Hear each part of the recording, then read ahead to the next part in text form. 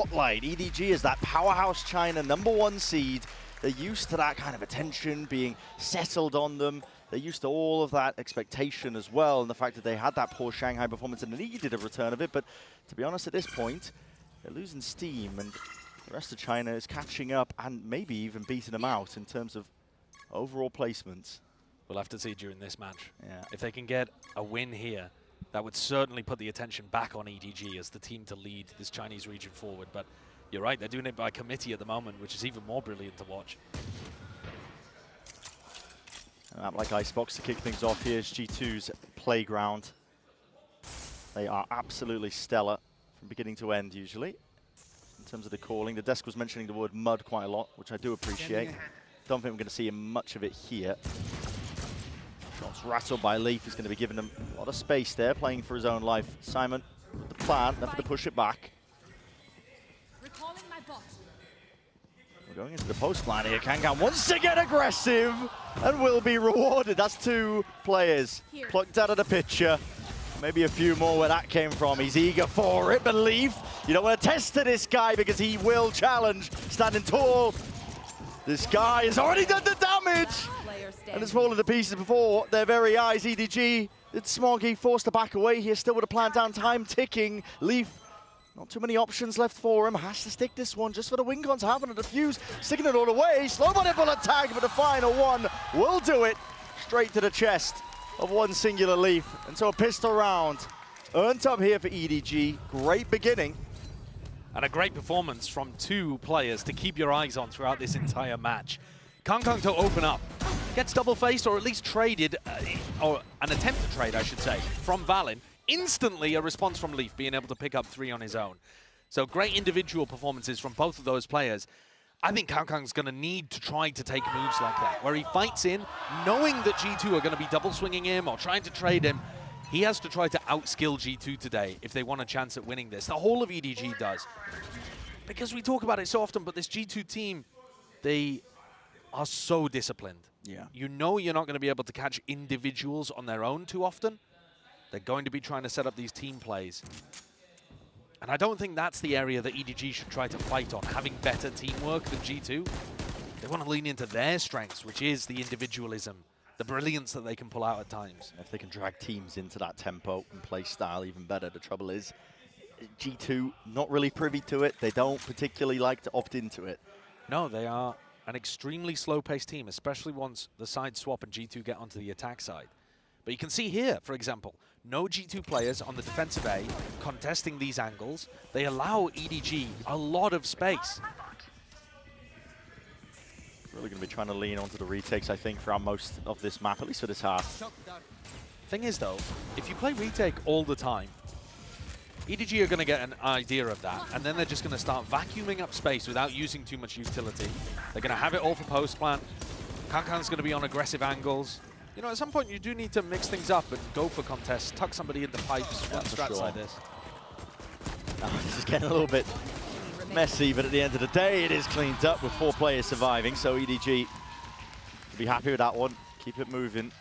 On forwards now into the bonus, bit of extra weaponry. And some good players with some good ult points there as well. Getting closer to Simon and Chichu's ultimates, who are the best ults to have online for your attack side on Icebox. Now we get to see what G2 are doing with an economy advantage. This is one of the rounds where you might expect them to play a little more aggressive. You know, we talk about G2 playing slowly, but that doesn't mean that they're completely passive all the time. They do have aggression. They do like to contest, tuck people into nest, fight over B green, for example.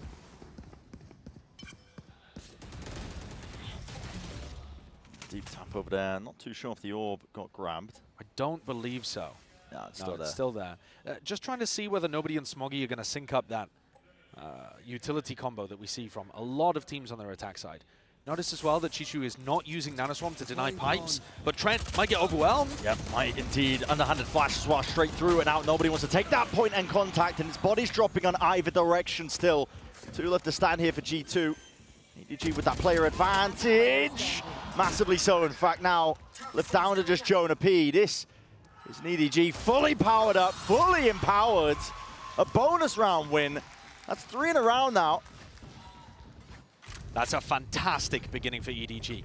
They used very little utility there. Like I said, no shock molly combo to deny Alt Orb. They used the knife over towards pipes, but they also didn't use a nanoswarm to deny space. They're not using util on A already in round 3 because they've got the read that G2 are going to be sat back a little further. This time there was a bit of a brawler scrap on site, but you could just tell from the position that Trent used his drone. He had no clue that EDG were pushed up that far. He thought they were still sitting back waiting to exec.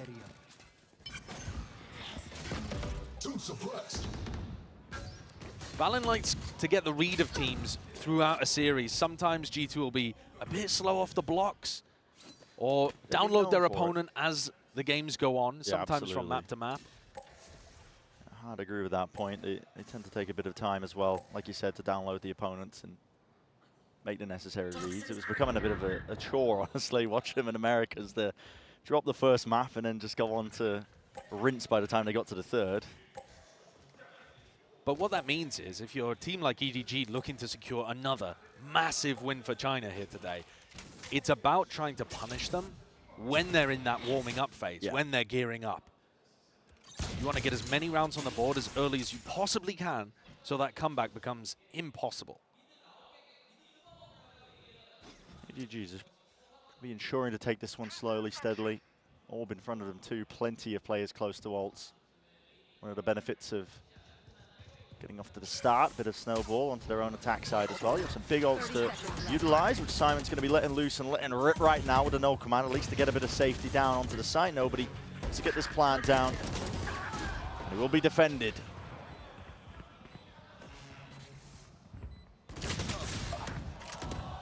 Simple cleanup. Yeah. But a pretty big ult expenditure. It's one that Simon would love to have for the next round. I'm a little worried about time pressure there. But they've kept things very, very clean apart from that null command usage.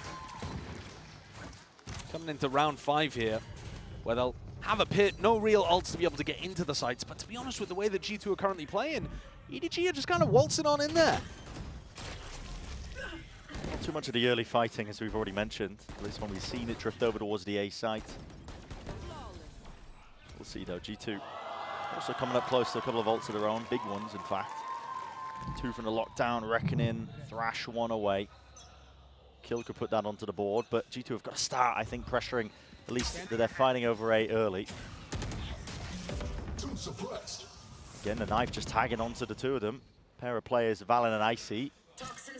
Ordered back, pushed away. And Jonah P is going walkabouts here with a wall in his face as 2 players side by side. Again, a game of time, and G2 are they going to be catching it, looking completely in the wrong direction.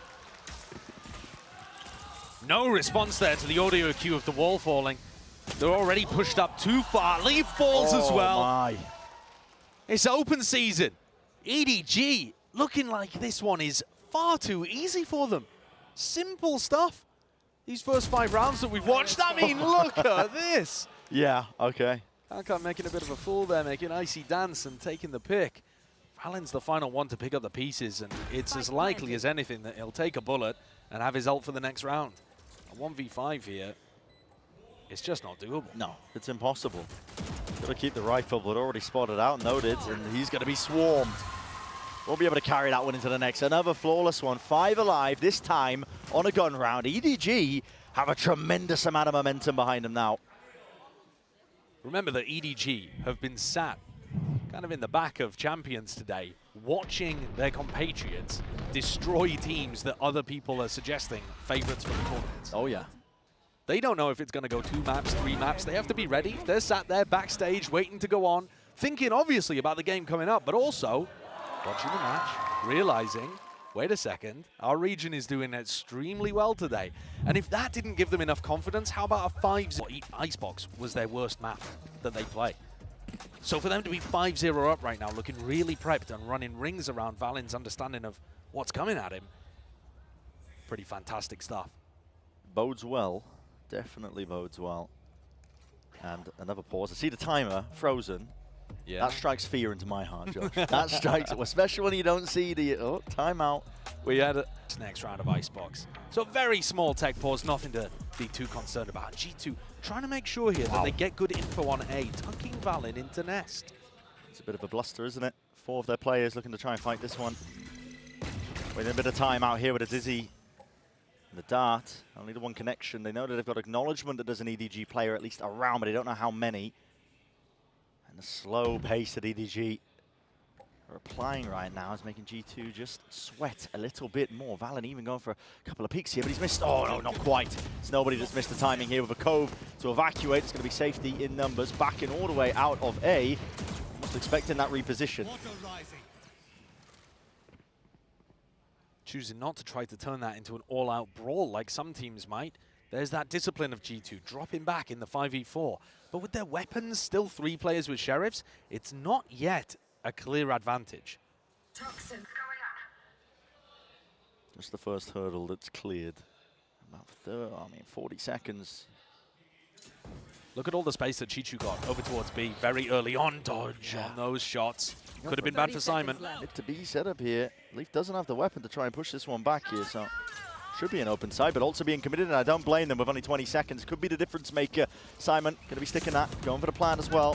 Thrash doesn't really clear too much as well, but a backstab, no way! Responded and adjusted. Icy just whips it around and rips the head clean off. Now a Reckoning, lockdown, all going to be combined. EDG just trying to stem the bleeding and stop this one before it gets out of hand. Players are weak. G2, they committed a hell of a lot into this round for them to try and lose it. Slide awareness, Smoggy already wrapping this one. Thrash connecting, that's entertainment. And there's still potentially that time on the board to make a go of things. Damage done though. As a casual reminder, and Simon still with that nade in his back pocket. Could play spoiler to absolutely all of this one. It's already gone flying and Trent is finished. Icy with a defuse, but that's been broken. And already, I hear it, time has just squandered. Gotten away from G2, but the kills. Not away from these EDG players. Edward today is gaming. G2 did a decent job of that, considering the amount of money that they had. I mean, that tuck into Nest, not cleared properly by EDG because they're contacting in, because they don't want to make it obvious what position on the map they are. There's going to be gaps. So G2 tried to exploit that. But at the end of the day, too little time and too much good post-plant utility. Double nanoswarms on the spike got broken by the shock, but they still had that fragment to work with. G2 get rifles back. Are they going to try something similar again where they go for a piece of aggression? Take flight. I think doing the same thing on A would be silly, but you know, going for a mid push like this where they triple up does seem like a decent idea. They were threatening flanks like this constantly in their opener against Paper Rex. Using a drone now to take that space. Don't see the turret. It does give you access to flank most of the way. Instead, that one's just watching towards the flank because EDG want to go for this 5-player group up. Plant will go down here without too much, again, push back. This turret position's actually lovely. You look at the position of Jonapi's wall. If the turret was on the left here, it would get blocked off by the Viper wall. So it's broken. Alerts EDG now to the flank as well with its no command emanating out. Valendo catches the kill onto Kang. Wasn't expecting that one. Looking into the wrong direction. But the first kill does not necessarily mean a round win. Gonna do the rest of the work past that point. Dizzy to clear this one. G2 blinded up, still lands the shot before the eventual trade and holding it tooth and nail in through the back. But G2 finally with those guns in hands put a round on the board. It's the same flank play that ends up working out for them. It's been a staple of the G2 defensive playbook. They bring it out, and despite the turret realizing that they're out there, they get the round done. Mostly thanks to Valen and what he was able to do to control the post-plant aggression. You watch him take down Kang there, and that's an absolutely vital one. In those kind of spots, the Jet's always going to look to try to get aggressive and open up some space on the other side of the map. So the first attempt to stop the bleed in there from G2. Now they're going to start to get ults online as well, but I'm sure EDG are thinking up a response. Yeah, that's despite the fact as well that Valen and Icy, they ended up using it into that half by round 6 to no avail. They're almost halfway to him again. Very true. Those kills and the diffusers stacking up. This looks a lot like the same setup as when they pushed Valen into Nest. I think when you push up deep like this and then you get a recon die, you can be pretty certain that EDG are not just going to contact back in. And they're just full running, full sprinting. Simon with a tap as well. Trent too far away for the Hunter's Fury. Yeah. But he might get it on the next tap. Oh, walkabout sleep. Has got to put a stop to that one, he will. Alternating the movement, making sure that he stays frosty Aware of all these possibilities, Chichu is being caught out of position. Hunter's Fury, at least to relieve that pressure, does not do enough. So with Chichu dropped, that's 2 players now down for EDG. Plan going to be committed. Simon gets it, but that's going to be a tag onto him as well. Lit up, and already players fall one after another. G2 racking them up. That's 5 alive for a flawless round to get that second round just underneath them. You see what a difference it makes when G2 anticipate what the round looks like from EDG, what nobody is calling. There, they had the protocol to flush out both of those lurkers through mid. Great discipline to even think of the second player in that spot. And the fact that they'd pushed out on A, got the recon deep as well, gave them enough peace of mind to know it was a full B hit. They weren't worrying about which direction things were going. The things that were working for EDG early on were when they were quiet and contacting, making it very difficult for G2 to read it. Result for a fan base that is extremely hungry for it. And now they're in a race with the rest of the Chinese teams by the look of things to crack a big result here at Champions. Yeah. This knife just unable to get broken early off the rip here that Simon keeps throwing out, so he gets the tag and the information. But it doesn't push G2 back. G2 still get good information. And this is not A. Yeah. Yeah, this usage of the recon dart, stuff like that, it's basically exactly the same round that we just watched. Last time, the wingman got denied by the nanoswarm from Leaf, and then you had ults ready to deny. I could see a very similar round happening here unless EDG have got something different. Well, the shock's a good first thing that's different. To count the nanoswarms. No longer a problem for them. Again, a lot of walking up behind these walls and underhanded flash. Simon wants to make a play for this one. Leaf was tucked though, and there is safety there, but not for the respite of the rest of his team. They couldn't quite follow up on all of that, so he's going to get traded. Tag up into the back. Thrash now followed through, straight through onto the side, but broken just before the detainment. Onto the high ground, Kang. He's getting quirky with it in terms of trying to play this spacing and timings as well. He's already flanked straight through, and Icy, yeah, the knife out, just was not expecting it. Deep dart. Able to follow off of it. Trent is so damn concerned now. All these players, because Kang is ripping them to shreds, man. What a great adjustment coming out of the tag timeout. Obviously, great individual play from Kang too, but I got to give credit to Muggle and Howdon. We were just talking about how good the tag timeout was from G2. EDG hit the panic button and immediately come out with a round that looks exactly the same to the one they just ran, except they flash, they push deep, they trade out Leaf, who had the lockdown, and then they have all of that position for Kang to go nuts in the post plan.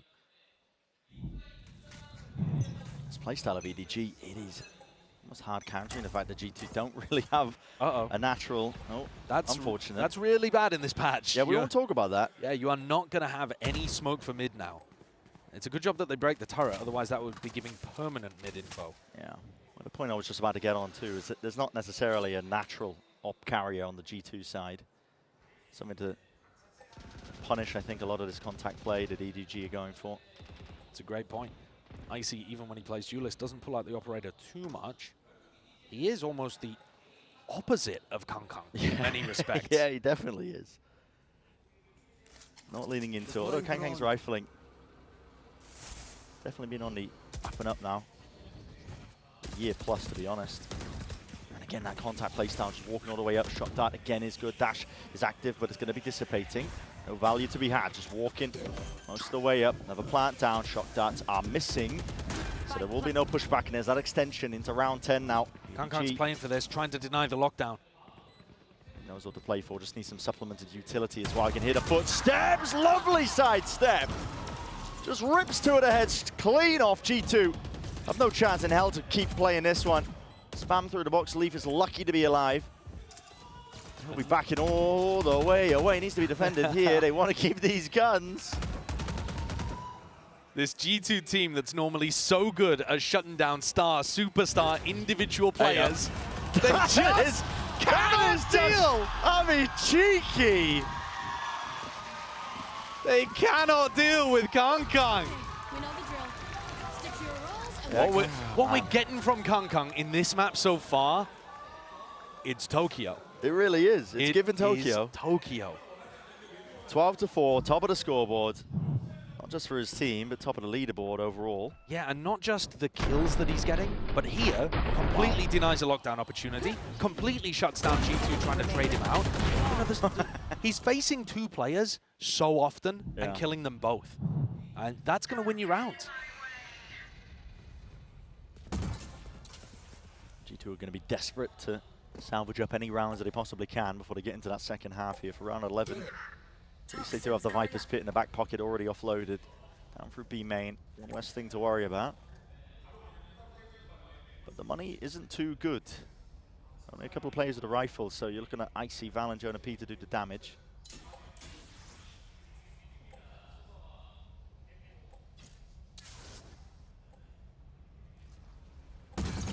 Drone, get the tag and a break.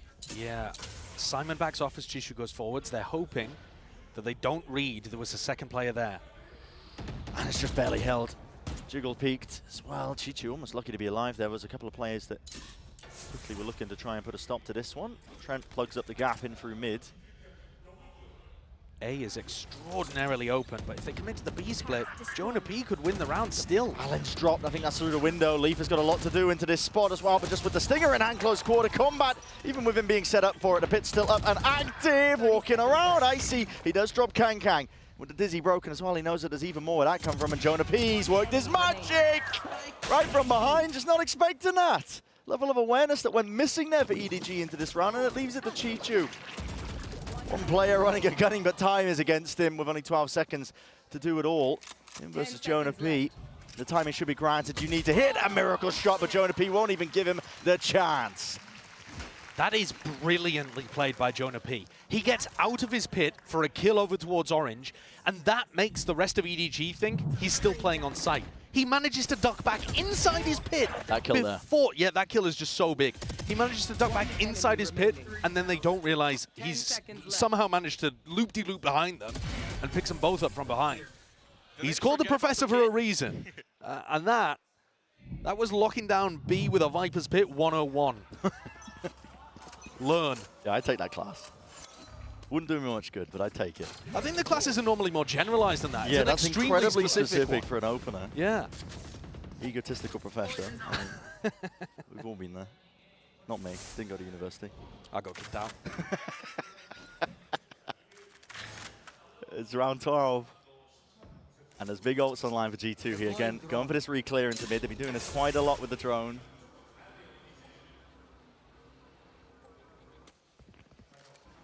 Gives them peace of mind in that direction as well. They've got to get a good read, at least, that it's going to be leaning over towards the A side. Now, they do have, again, the ults for the retake. Yeah, and they're going to Ideal Leaf dropped. Oh, that's huge. No lockdown now available, and Simon, if he pops ult, can deny the reckoning.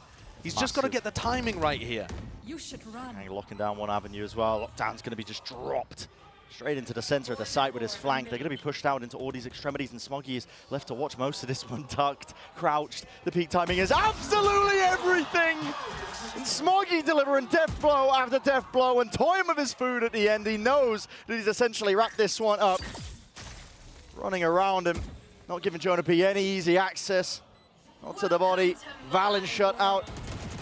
Chi-Chu with a movement. Nice little jiggle. Pit in the face. Jonah P shut down and shut out of the round entirely. This is a 9-3 if I've ever seen one. And a beautiful half from EDG. I mean, the way that they played around the ults in that final round completely outplayed G2. And then you think back to previous rounds where Kang is pushing deep onto screens to deny lockdown. They've just had a phenomenal awareness of how G2 are going to play around ults this whole half. And I'm sure that's going to extend into the next.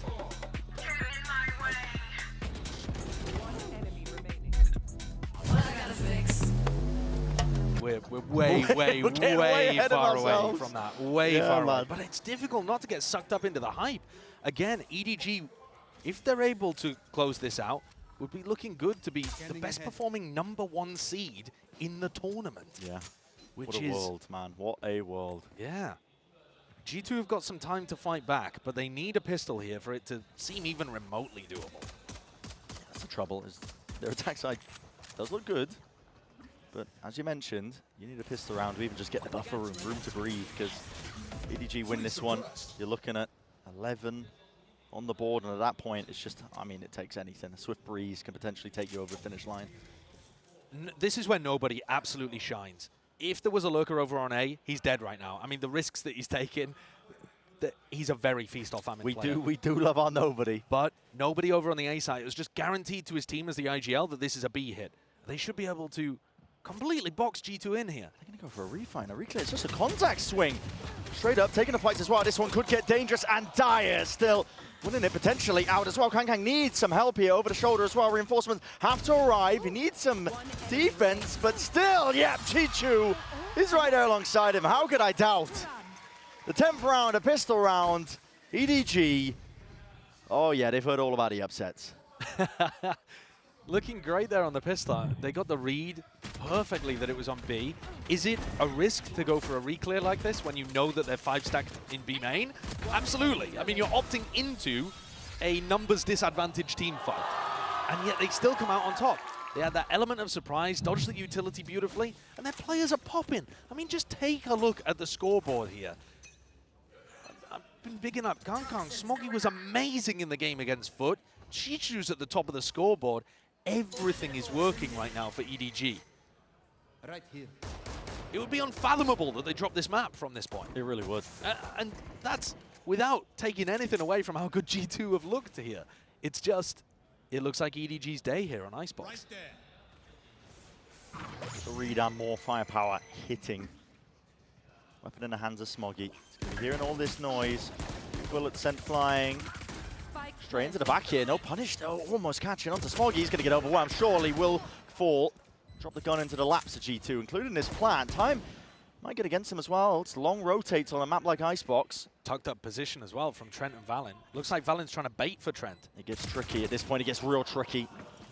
Be moving in and out as well. They're in the walls, man. They're in the walls, and it's all about collecting the kills when they're at least propped up, and opportunities are presented to you. Kang, not to be denied.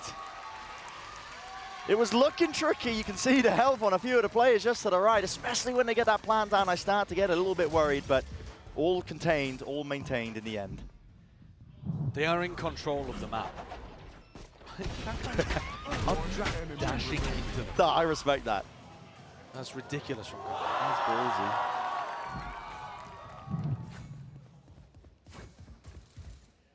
Oh. Time has paused. Yeah. You know what that means? Oh, it's a timeout this time. Attack time. All year been excellent at shutting down individuals that meet them one by one and get double kills, get multi-kills on them. They are very, very good at trading that out. We have seen so many multi-kills so far in this map. Huge ones, massive impact. And this looks like a scrap on B. Hold in their face. Try and get your way past this one here with a Dizzy, getting that acknowledgement. It's G2 sending a couple of bullets through. Do collect the one, drone as well on top of it. Kang has to respect that. So we will back away, Chi-Chu. Free exploration, underhand with the flash as well. Right from behind, that is sublime, man. EDG just cooking in the moment, and they brought it to that 3 versus 3. Simon up close, onto the corner. We'll have to give that one up. Backs himself away here, but they know that G2's there, and they want to refight it as well. These timings they're taking almost to perfection once more. You stop to anything that G2 are trying to go for here. 50 seconds left into the round. Could call for the pause, but your Viper's down and out. Can't even wall up and just try and fake like you could be rotating. Faking like you could be walking up. Valen's hard committed. Bodies and shoulders peeking out wide. In the danger zone here, though. Chi-Chu just overcommitting here, and Valen's the one to at least put a stop to all of that nonsense. 30 seconds left. Simon now, last one left. First one's good. 2 more players to deal with. It was just a slight tap as well, and doubled up side by side, jumping around the corner to set this one up. Simon, a wonderful job to try and isolate these fights out, but only 2 bullets left to work with. Before he has to commit to the reload, and with the wide swing in the face, that bullet just will not land. So G2 get to stay and compete, at least on Icebox, for a little bit longer. First time, actually, that we've seen EDG go for one of those defensive reclears or like a piece of aggression that is, I think, risky. We've talked about it being risky in previous rounds, but this is the first time that they lose it. Normally, they've still been winning out these situations, even when they take fights out in the open, trying to force the tempo up against G2. They would have to They would have to take risks like that and lose it so much more, though, for this map to become even close. Not again. Well, I mean, that's just 1-for-1, isn't it? Smoggy did it. No way. Why not for Jonah P? Brutal. See, the thing is, people are going to say that Jonah P's rattled in that situation, even though Smoggy did it earlier, and Yeah. you know, he When was they were dominating. massively leading. Oh, yeah. Not everything's fodder for the armchair analysts, but It is for me. Ready to pick it apart.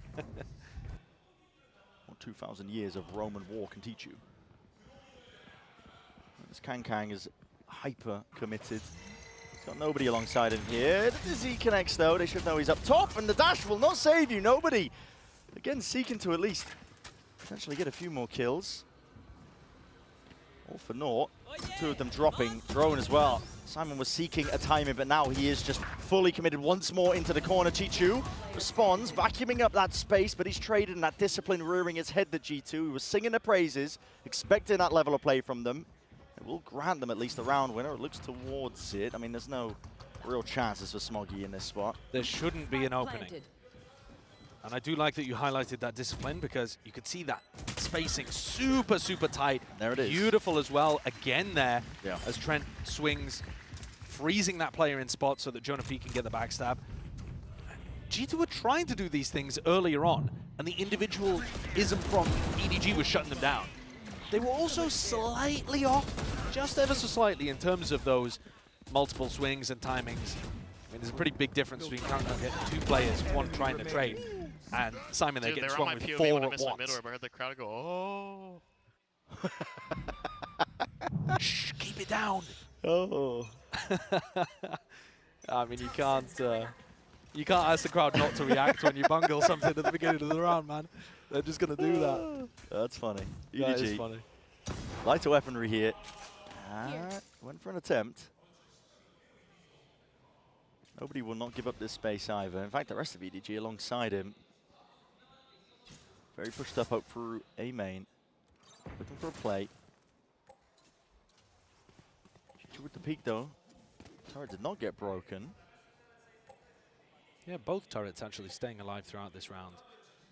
The weaponry doesn't really seem good enough here, but if Chichu can bait so that they don't think about Smoggy. And also, I mean, EDG have got the hardest read in the world, of course, with Kang getting all this space. Now he does get dropped here, but a pop flash play. Already going to be going live and active into it. Phantoms in hand. Jonah P will offset most of it. Yeah, amazing from Jonah P again. There are a lot of threats in that round that EDG throw out. I mean, obviously there's Kankan on the flank, which Leaf shuts down, but like I said, that duo play between either Chichu and Simon, and then trying to set up Smoggy, who had the stinger. Jonah just swings kind of behind a few of the rest of his pack and takes them both down. He's anti-flash, deals with them really nicely there. But Valen did use Reckoning, so they're not saving big ultimates for big moments. They used the Thrash when they were in a 5v3. They used the Reckoning on an anti-eco. They're not feeling comfortable enough here, G2, to save the ults for when it matters. And right now, this round really matters. I can't blame them. EDG are up to 11, but you are right. Sometimes you have to take flight. Stretch whatever resources you have. Really quite thin. Drone tags onto the one with the Dizzy as well, so nobody knows that there's two players here. Despite that fact, he's not backing away. Wants to take the up-close angle.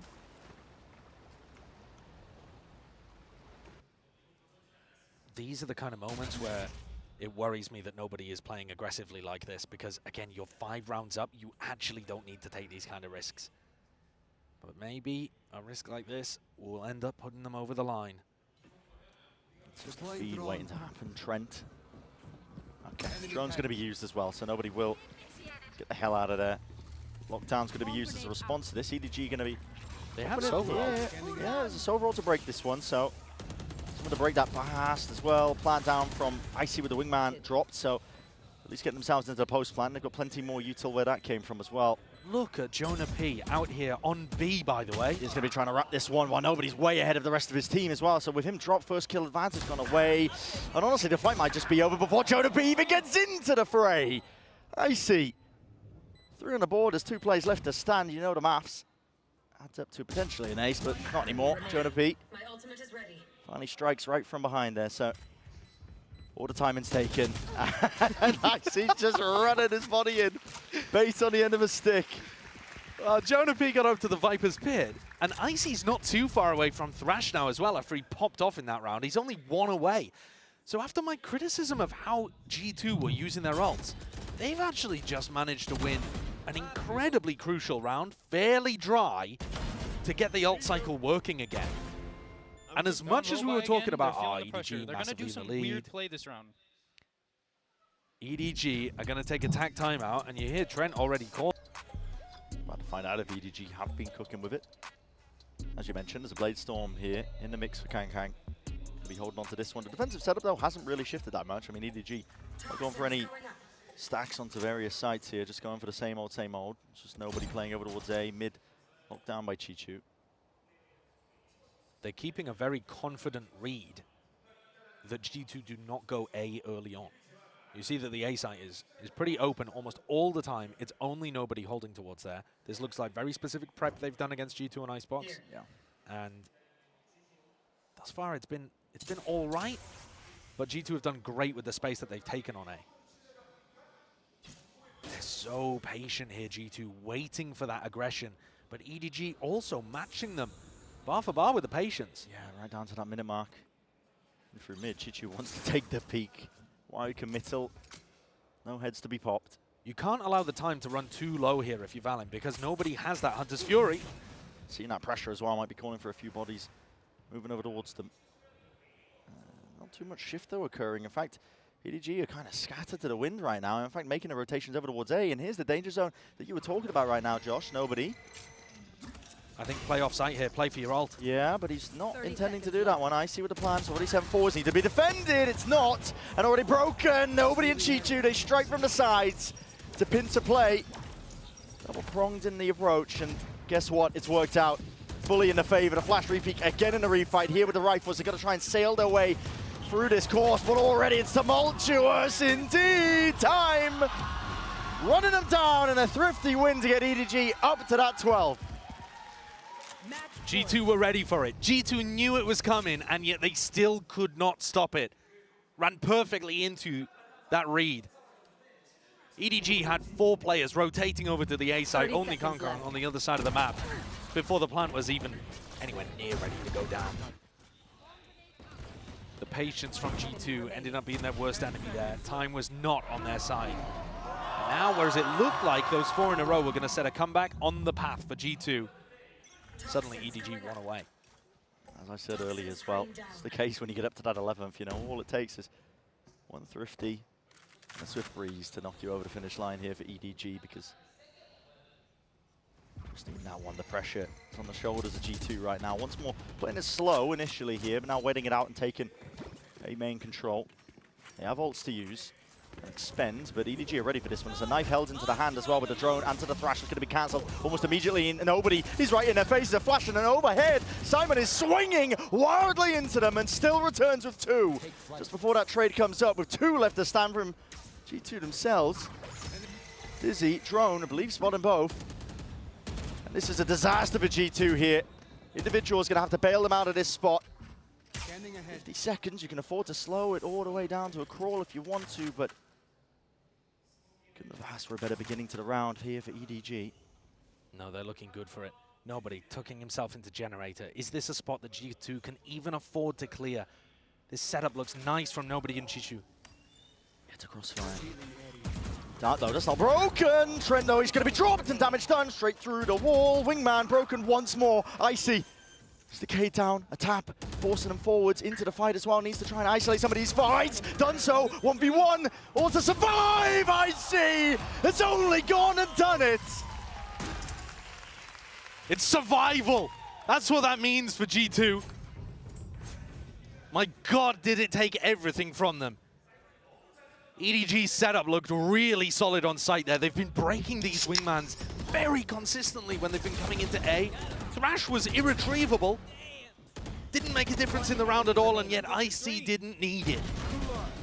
Great kills towards the end, and fantastic fake plants for him to be able to get up into a position to win that. You can't argue with that. Leaf is picking up an attack side op to try to make something happen. 4 chances remain for EDG to close. Kang himself wants to go with things.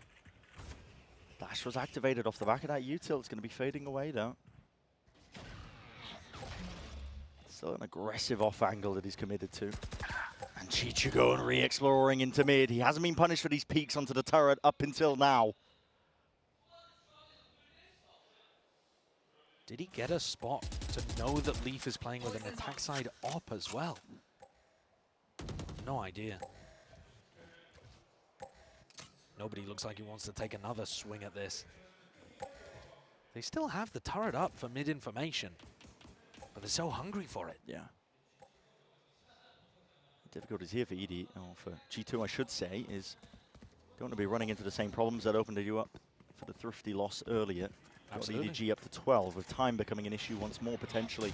Drone up and over, the nice is dodged, only tagging onto the one as well. Might be a bit of that false information. Oh, underhanded Simon is eager for the scrap. Does come up with the one. Is he going to be into his face as well? Plenty of targets up and over. Jonah P just did not know which way to adjust. And this is it, surely. The impetus to take away this map. Nanoswarm's at your feet, Detted, ready and waiting. Trent is spotted, taken out, swinging wide. Simon denied, but not enough to deny. I see that one still. 13-8 for the finish. Their flood defense on this map is beautiful to watch. They also fight super hard over A lobby, so whoever's job it is to try to lurk down behind that Viper wall, good luck to you, buddy. Yeah. It's a gate crash though. It's dropped down, so I see feigning and faking that they're going for this A pressure. It's going to keep most of these EDG players at least tethered to the spot. Actually, both teams faking here because EDG were making it look like it was only nobody playing A when suddenly there's 4 players over in that side of the map. Both teams trying to obfuscate their intent here. The Nanoswarm dropped down! Hot feet there for Leaf. Unable to really rest the steady hands there for the kill onto Chichu, but catching this in theory and at least in practice too. Trent does get that kill, so Kang down as a 4 versus 4. Spike planted for G2. Go for that re-exploration in through Garage. Chichu, 40 health, will be dropped. He's looking to put the squeeze of the rest of his team onto these players here. Icy still comes up with one just before the trade, but they're missing these timings onto one another. And now just 2 against the 3. G2 have got to try and hold this one back here. Util in the back pocket. Simon's got that fault line. It's going to be let loose along with the paranoia in through the back. Valen could not stand a chance against it. And you know where the last is. Jonah P is no more. Another pistol round here for EDG. We were highlighting the ideas that they had coming into this map. They look well drilled on Haven. That's why it's that scary, tumultuous territory here for G2. It's a map that they haven't looked too hard at. You know, they've had to experiment. They've had to run different compositions, at least here and now. But for EDG, you're going to start to see a lot more of that, I think. You note as well that Jonah P uses his orb to place that over towards spawn and make the retake very difficult. Where did EDG come from? From the flank, from Garage. Only Chishu, the only player coming from spawn. All of the others went on the flank. EDG know how to play against this composition. You can tell right from the pistol round that they're comfortable playing against Viper comps.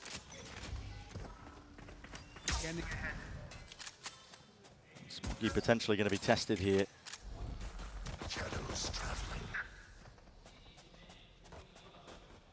It's just G2 feigning like they are. They want to grab an orb, see if they can pull a few players out of position, maybe get a kill. Meanwhile, full lobby control. Nobody's holding onto the drone like, do I use it? What's going on? Playing aggressively like this is really, really strong against this Viper wall. It's aggressive.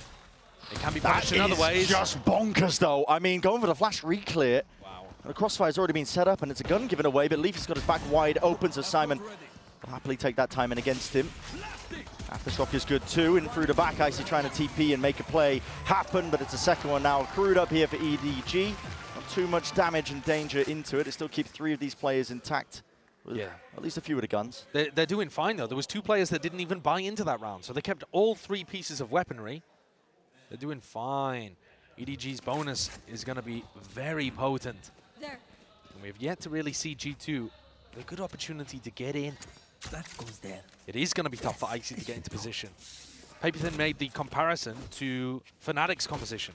But Fnatic's comp, the Yoru makes space for an ISO. That doesn't exist here. Someone else on G2 has got to step up.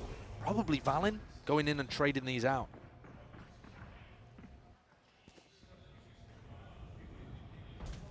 The soundbait here out towards A lobby. Still making it feel like it's only nobody home on A. That fault line still being held by Simon.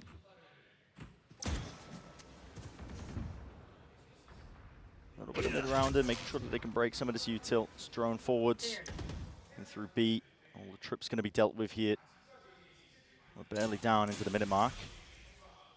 It's good defaulting. Oh, Simon, what are you going for here? You silly Billy. Dropped, man. He's taking risks to try and get that mid-round information. Stun connects, but leaves covering over the shoulder. All it takes is a few bullets to drop down Kang. That is an enormous risk. Just a hard read that G2 were going back and going into an A exec.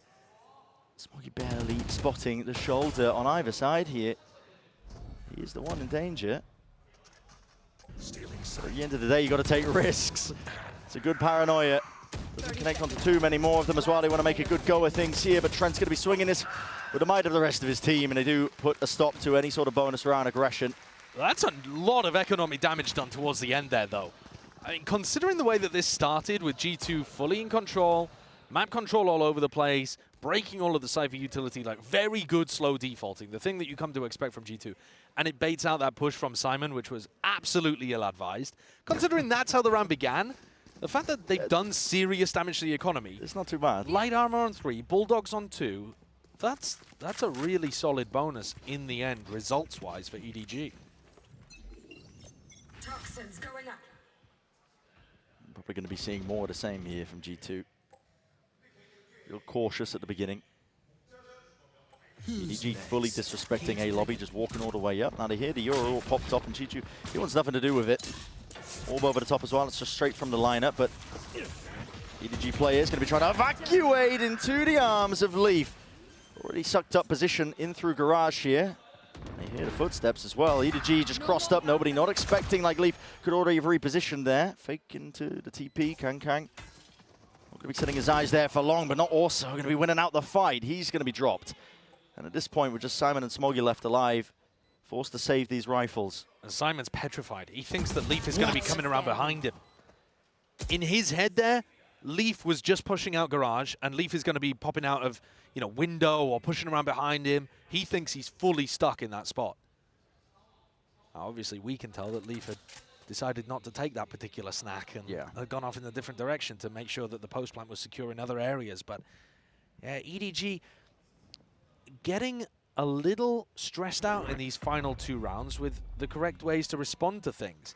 It was a beautiful insert, though, from Valens calling to get Leaf into that garage window position. That was lovely. But what we've seen from EDG in China is that they enjoyed flood defending on C.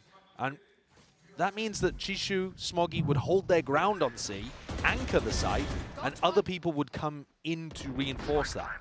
Now, I think one of the reasons that they are feeling like they can't do that here is because they've got 3 people defending A very late into the round, because they can never be sure that A is clear. You watch the way that EDG defend on the A site, they're holding the fault line, they're holding the stuns, they're not actually going for early round, flushing out A lobby. Valens walked straight past, there's no TP necessary, nobody punished for the hubris. Yes, it is these weaker weapons in the hands of these EDG players, and they want to try and make usage of them, but to their own dismay. Spike drop. Time to jump. Decoy. Yeah, I think you're right on the money as well, talking about that kind of push and pull from EDG, where the defense onto A, it's going to be weaker. Kind of looking to do some damage. Yeah, it's not necessarily weak, it's slow. I think that's the biggest issue that EDG are currently having. In an ideal world, they would want to flush out A lobby, clear it out, and then get back to doing what they're doing on the rest of the map.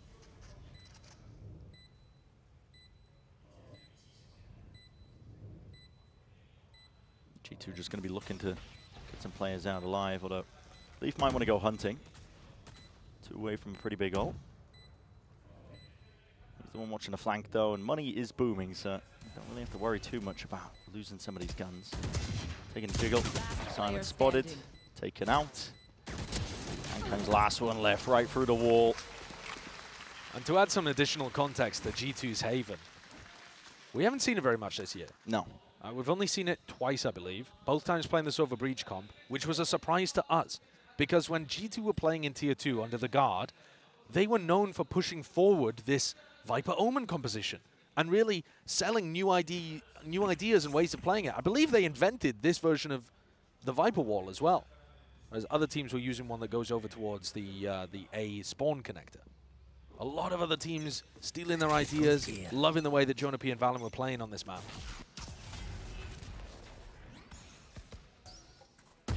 You're already seeing the difficulties for EDG to get a handle on that A lobby control. Unless they fully commit with bodies and a bit of utility to clear it out early. The Viper wall. Deploying drone. Yeah, I think nobody needs to be using his drone from short to clear out that area while someone else jiggle spots A long. This is a mistake I think that a lot of people make against this Viper. Certainly one the Sentinels made when they were playing. G2 right now, they're fishing for a couple of ults to be used, misused by EDG. They've got a lot in their back pocket. See the tap of the orb, that was the intent of it, to see if they had those protocols to... Both flashes have been punish. used already on A, just to re-clear for information. And there are still 3 players deeply committed to the A site of 50 seconds on the clock. They're not ready to flood defend into B right now. Now they're starting to get a move on. Now they're starting to get here. Fault line's good. Aftershock even better. Will be able to get themselves out of there with the util. Yes, at least now the Rolling Thunder clears it, but it's an open and empty side at the end of the day. Kang. It's like tap. Forced out the first wave of things, which happens to be the bullets. Snakebite lay it out on top. Orb alongside it. All grouped up. There needs to be an extra element here from EDG if they want to try and navigate this spot and situation. It's a drone out and through. It's going to get that tag onto Valen. Going to be util used to clear him out here. Wall blocking the way, but holding it down out through garage and whipping the rifle around, spraying. Not quite praying. It was all quite precise at the end of the day here for G2, but very well organized and navigated. As I said prior, I mean, a lot of ults to try and deal with and get through there to even get themselves into a plant position. And they didn't bait any of them out. I mean, in terms of the post-plant ultimates, sorry. The ultimates that G2 had in their back pocket to make that post-plant a checkmate situation, they didn't even have to use them.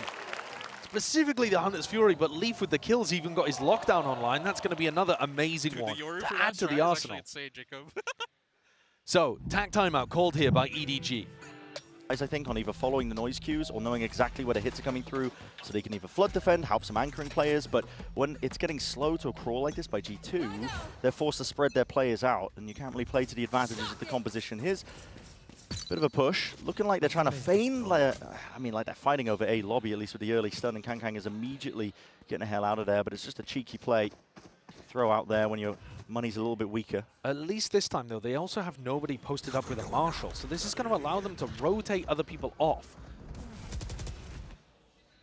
You know, this line that he's on is going to allow the defenders to stack more over towards C rather than keeping those 3 cemented on A. This is the kind of thing they could maybe try to add into their rifle rounds. Oh, Valen, oh my, nobody's catching the contact. I also heard the ult popped off into the background. That's Kang using it, but already understands that the rotations have to be coming through fast at it. Nobody's going to need some help now. He's going to be swarmed into this short position. Oh, still there, but it's going to be running short. Kills need to be found from it. The stun is almost perfect. Yes, indeed it is. There's that util that we're talking about. They've got spades of it to try and refight those areas, and what a time to do it. And Trent. Oh my. 30 seconds left into the round, but surely you can't do it in a 1v3. 30 seconds left. Spike hard committed into the middle of nowhere. EDG's eye set on it. Too little time on the clock, surely. Yeah, no, there's no way. Unless there's a weakness that crops up here for EDG, but they just catch it. The contact as Trent was sneaking around. So there's a thrifty win to put them onto the board. And that's what EDG have been looking for the entire game, is that setup between getting aggressive on people as they're executing with some reach util. That couldn't have been better from Simon. These players are just stunned up, unable to do a thing. Valen's the only one that could have bailed them out of that situation. And he whiffed and also had Leaf jumping around in his face. Couldn't even see the player that he was shooting at, really. There. Small bump in the road there for G2, but if they get right back on things here with like a Euro ult, Sova ult kind of combo, then they won't be too worried about dropping it. Kang looks to disrupt. Just holding time as well, but that turret's going to be dropped down. Kang, you are right into the middle of nowhere, using both the glides, but he just cannot escape from the fight that G2 were just squaring up to. He knows he has to get aggressive in that spot, though, because if you just let G2 fight, that ult combo is going to be deadly. That's all occurring in the first 30 seconds. Nobody now will be using that drone to clear up Through into short. Don't believe it's spotted onto Icy. EDG's defensive setup again has to scatter. Losing Kang. Player's going to be spread thin. Nobody getting that tag as well. And you're going to be hearing that Euro popped off now. Corners are cleared by Icy. Nobody going for again that re-exploration. It's a risky play that does not pay off for him. I'm back. EDG will go for it just to, you know, poke, prod, see if they can get a pick. But if they can't, this is looking like a save round already. But Simon's missed. with a couple kills, with 1 or 2, suddenly it becomes worth going for. Especially with the damage done to Trent already. Simon's got, again, that util ready. Valindo holding the paranoia. It's going to be using this one pound for pound unless you have a plan around it. There's the blind and there's the smoke. Already down and out here. Time is going to start to tick here for EDG. Smoggy is waiting for his win con to try and play himself into this spot. Blinded up matters not, at least for G2. Got that discipline, making sure to play together as a pack. And it only hurts the economy there of Simon. I mean, he's the player with 250 credits that might be feeling the squeeze a little bit. The others might be able to scrap together a buy. We'll see what decision they end up coming to. But yeah, that's the reason that Kankan goes so aggressive at the start of the round. If you allow G2 to get into a spot, they're just going to Yoru ult. If the Yoru spots somebody on site, they can Solver ult afterwards. Very difficult to dodge that. Lockdown also to try to open up sites. They've just built up such big ult combos that they can use here to try to close out this half. We're in round 9 already. And EDG have actually ended up going for a half buy. They chose not to force. The economy's gone a bit skew with. That was the danger of committing to the retake. That's why I said it might have just been a save round, but they were baited into going for it after that pick on Leaf in mid. Smoggy's going to be priming the paranoia.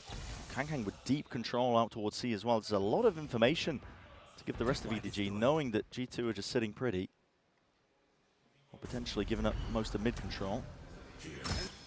Thrown out. Used pound for pound again. Broken, taken out. Smoggy still holding, spammed, expected. Heads up play by G2. And they don't overcommit into it. Instead, walking over. Kang's at an off angle. All he needs is the 1 kill, but running way ahead of it. It's a flash, or at least a stun, at least to play himself out, and he's done so with perfection. Nobody right from behind as well, making sure that this is really putting a squeeze down. That's ludicrous. EDG and winning thrifty rounds. Iconic. Also, I am loving these fault lines from Simon. Oh my God, they're coming from Narnia. He's cooking. Straight out the wardrobe. I mean, he is miles away when he's throwing these. Take a look at this. Yeah. Have a look at the minimap and see where he is. He's on B. And he's throwing that one out. He's to make sure that nobody can far swing away. off of Trent. Yeah.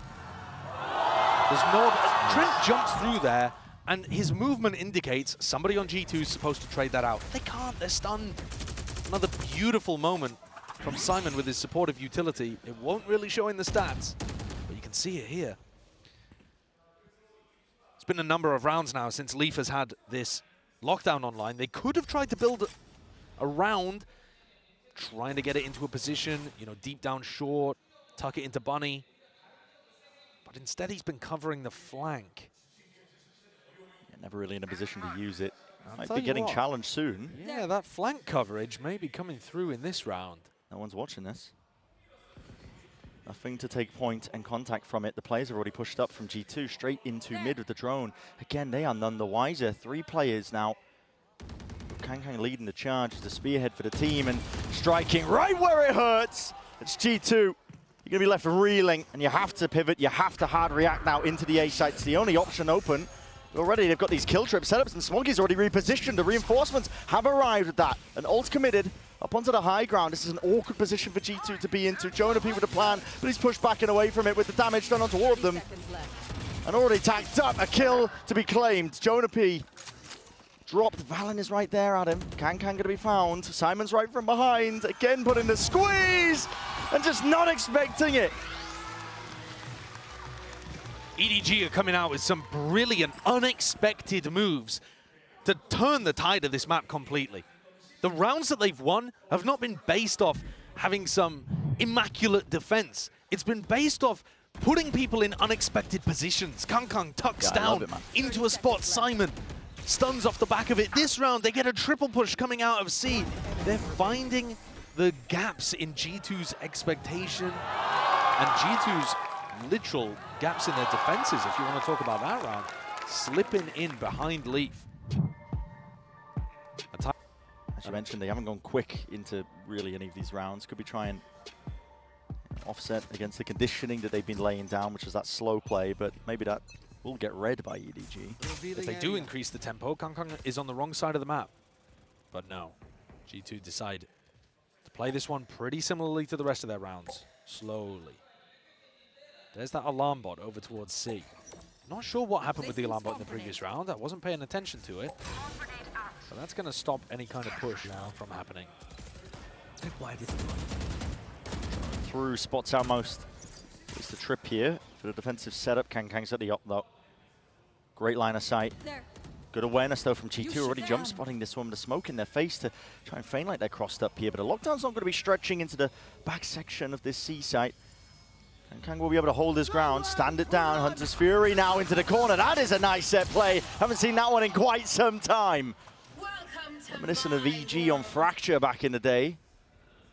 I see we'll be able to get that plant down as a result of that one. So baiting him in, but he hadn't cleared Smoggy, but the trade is intact. And there, Valen rewarded with it. That patience that's being played, and with the pit dropped down into the back. Juju's desperately hunting for the neural theft. He does get it off and stays alive. But what can EDG do with that information? Stun into the corner again. Global util, it's been good. Trent is basically dead to rights. Indeed, cleaned up just from that utility. Time might start to become a problem. Spike's ticking away. Chichu with another one. Pit's still up though. Gotta worry about this one. It's not planted for the pit.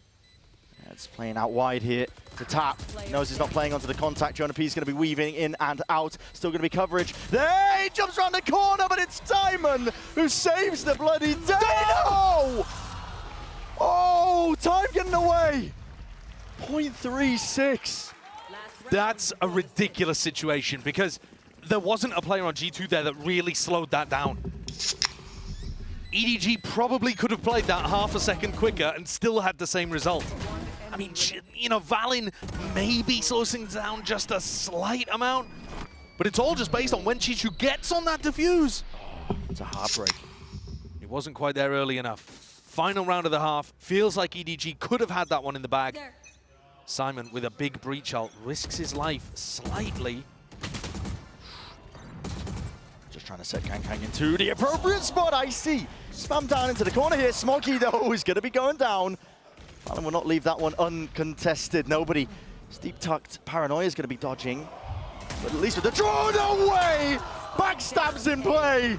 Kangkang with all that positioning. 6-6. That is an explosive finish to the first half of Haven. And one more situation where EDG find the gap. Bait them into a big fight in short, walk down mid. Kangkang is right there for the backstab. It looked like G2 had all of their pieces prettily set up throughout this half. And yeah, EDG have still responded.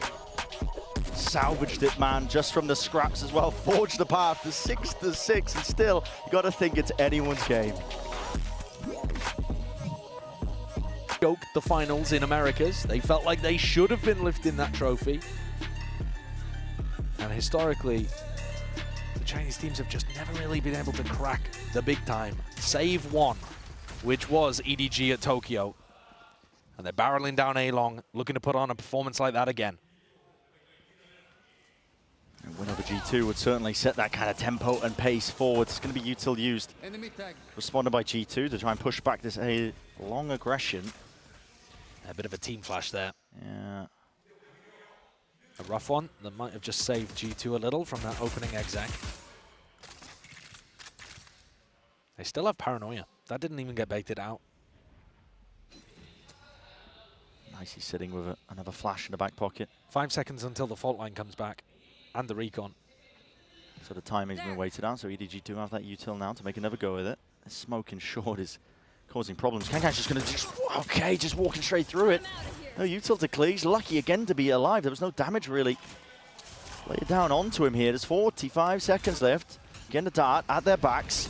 Recon going to be broken, still lighting them up enough, and the crossfire setups are definitely enough. G2 didn't budge, didn't get rooted away from this spot. Trent delivers a 4-piece to set the stage here in the second half of Haven.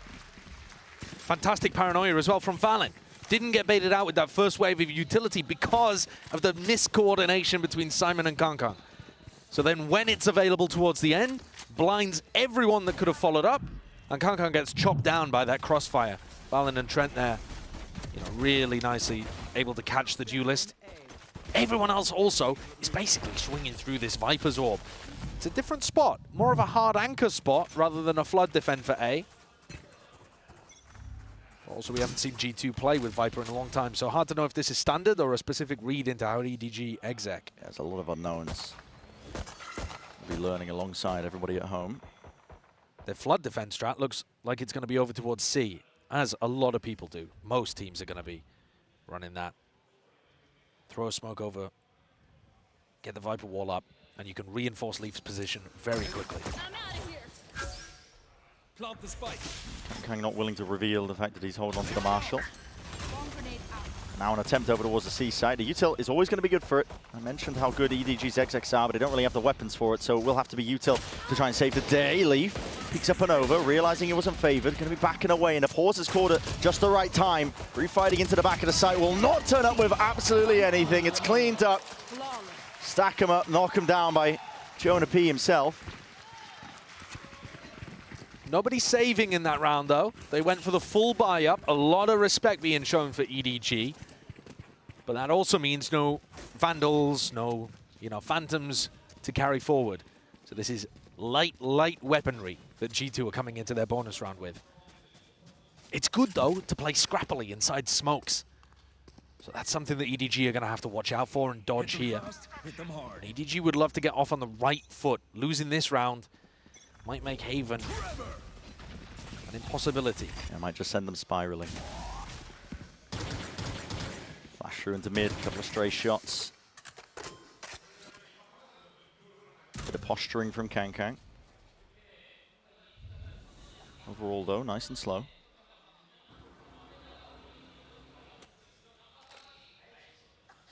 Drone timing, I believe, missed there by Trent. He's not going to be able to see too much information, and a shot whiffed by Icy.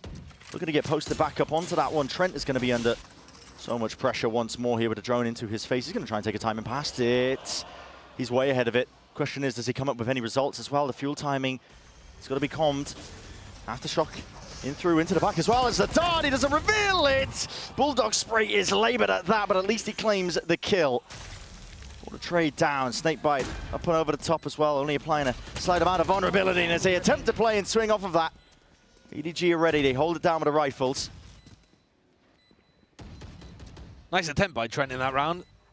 Really needed his aim to be a bit cleaner to pick up two if there was any chance of making this one winnable. EDG showcasing that they're happy to do a two-wave exec to try to get through that Viper wall, Viper orb, sorry. But if they're gonna sit there, drone, and then execute afterwards, I thought he teleported straight into the trip there. There's a chance. Yeah, if they're gonna do that kind of play, it's gonna give G2 a lot of time to set up flanks, to rotate over and reinforce the A site. It's Valen looking to do some damage. It's That's quite good. nice, yeah. Two That is kills. Good damage. Smoggy has to rebuy armor. Nobody can drop a teammate. You see the late reaction on Trent. They were so confident that that drone had cleared his position. Really caught them on guard there. Yeah. Icy is going to pick up the operator. Saw it in a couple rounds from Kankang, but he didn't really find too much value with it playing on back plat. See if Icy can make the difference. When you're playing against a team that doesn't have that Viper wall, playing A long, super good with an op. Dodging the phone line, misses the shot though, and the gate crash is not good. Delayed as he's trying to activate it. Kankang will punish. Steps up to that challenge with a stun as well. All up in the face of G2. Makes it feel like they could have been going with a bit more pace off the backside of it. Drone in the mid round, use the clear. Nobody's going to use it. See if you can gain any more information. Jonah P, they know that the Snakebite was dropped down, at least from the one avenue. Nice cage, threatening like there could be alert going on. Does Jonah P buy it? Doesn't really seem that he does. They're going for a reclear. I mean, as many fights are about to be occurring here. Nobody wins it out through mid. Valin going peekaboo. Rips the head off Smoggy. Backs away and plays his life. Trent as well baited into a one-and-done position in case there is that re-exploration by EDG. If you had a stat of players fault-lined, Simon would be, He'd be right up there. I mean, that one aimed for Valin, but catches onto Trent. Like you said, he's kind of stuck in short right now. Leaf's going to be asked to do a lot. He has to be worried about this B lurk, and he has to try to cover the C site as well. Viper's down, so Jonah P can't pop that wall up and try to help them flood defend in here. Yeah. And Leaf's getting squeezed. He really is, right from the sides, and the damage done. I mean, listen, Kang was almost alone taking that fight, but he would have had backup at the end of the day anyway. C-plant and G2. Take the tail between their legs there, going to be going all the way away. They want to save this operator.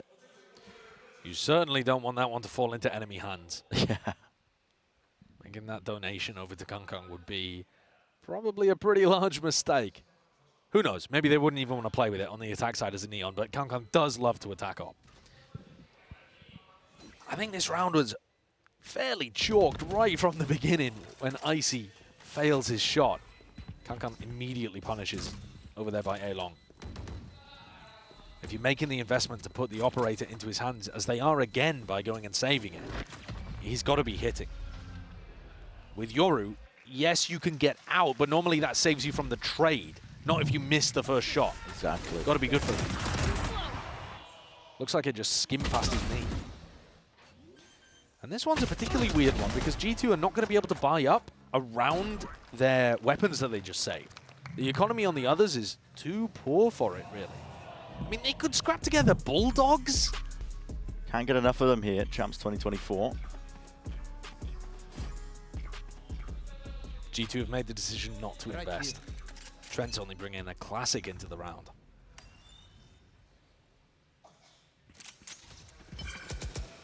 Taps onto the orbs. So I'm going to be happy for that one now. He's going to be one away towards the Rolling Thunder. Big tool to use. Assuming to get this one online as well, and you're going to be thinking favoured to at least get the plant or a couple of kills into this, with G2's weaponry being so low. The danger has to come from Icy or Valorant. They haven't particularly tested this C defense. I mean, they've been over there once or twice, but we haven't seen what the G2 flood defend on C looks like. They're actually running into a similar defensive problem as EDG were, where they're keeping 3 players A deep into the rounds. I mean, look at them right now. They don't have too much info, deep down long, that kind of thing. So you've just got no ability to pivot your players over and defend against this exec. This is just absolute free real estate for EDG. Kang's the one who steps forwards. Taking a challenge into the smoke. Flashes won't connect. And again, playing a retake without any rifles, really, other than just Valen and the op. It's an impossibility for G2. That's the position they're going to be forced into. Choosing whether or not to even make a go of this. Up and around as well. Baiting with the bodies. Seeing if they can set up any sort of kills, but everybody falls. Flawless here for EDG. Op doesn't survive. And Kang getting a glimpse of that trophy that he's hunting for. So G2 forced to go into the next without the op. Maybe it's going to be a good idea for them, because it hasn't found them too much value in the couple rounds that they've been running it. But this one wasn't really a fair one to judge. He had no chance of defending. Kang is so hyped up. He can feel the fact that if they win one more big rifle round right here, they've got G2 on the ropes. And a mass amount of pings over towards the C site. Valen is going to be tested potentially here from the exec. He sprays down a couple of bullets. No kill in sight, just contact plays, but a dart going to be short of the mark there, shy of it. All up once more, EDG. They've seen Valen over towards C. Now, he was previously playing A a lot, so that might make them think, okay, let's not go into C. It looks like it's reinforced fairly heavily. Perhaps we can take another avenue here, a different approach. And the breach ult, as that tool in their back pocket, may end up being a fantastic asset. Jump from nobody. Now's past this point, looking to fake this presence. They're all in front of the cuts it up as well, but already deep down C, G2 have taken that space, and they're going to know and be fully aware that there's really nothing else behind this one, and so the call is made. They realize it, a slow crawl all the way over towards the A site. EDG think that they've sold them an absolute blinder. What a timing for Icy and Jonah P to be re-clearing C. They are still going to be forced to retake, however. Can Trent ult to deny this plant? 30 seconds left. Nobody's sticking it. It's a little bit delayed and late here. The Hunter's Fury, yeah, it's not going to be connecting. Kangkang's going walkabouts. Played in right off the back of it. Their own ult as well, potentially obfuscating most of it. Flank is going to have to be held. Icy, no way past it. Has to break the trip now. He's alerted him to his presence. Locked down by Smoggy. This 1v1 being taken, but the rest of G2 is being just, again, plucked out of the prettiest picture. Still going to be trying to win out these fights, held over the shoulder. Down to that 2 versus 2. Kangkang ult in hand. Lets it rip, but again, his head's on a swivel. And Trent delivers a miracle. Get the hell out of here. He's pulled out of nowhere. I mean, I had no concept that those players were even lined up. I assumed they were lined up. Has he just hit a crazy spray transfer? Gotta see it in a replay. There's no world in which G2 should be winning that. And they needed that. A round loss there absolutely decimated their economy. They needed this more than any round they've had on Haven. Wasn't a full lineup. That took some serious skill to pull off. Fast reactions. That strat is actually insane, Jacob. Light-hearted by the sound of things on G2, but they just got away with murder. Yeah, they're taking the entire map in their stride, despite the fact that it's not quite elimination, but it's a game that will knock them off their feet. Here's a Hunter's Fury to supplement this play as well. Lighten up Trent. Kangkang to capitalize. It's another round where G2, if they lose, their economy's broken. They are not out of the woods yet. Neural to try and potentially play this one into the retake. The Neural theft spots out most of the players. They know that the flank isn't really a threat right now. G2 playing this one in almost entirely together. A lot of util to be used here. Ural already popped off. Blind with the paranoia up into the corner, spraying away. They know the rough positions of these players as well. They have to collect it all together. Jonah P up onto the high ground. Not enough to collect it. Drop down and spray down. Simon delivers them around, and the players are delivered right to his bloody lap. A perfect response for what Trent just did in the previous round. Hitting a similar level of spray down. G2, no answers, no economy. I love the increase of pace as well. You look at the way that G2 are defending on the A site. They've got that Viper Orb that needs to come up. They need Valen's Paranoia in that spot. EDG just caught them with only a single player looking to defend, reading that Trent was the only one home.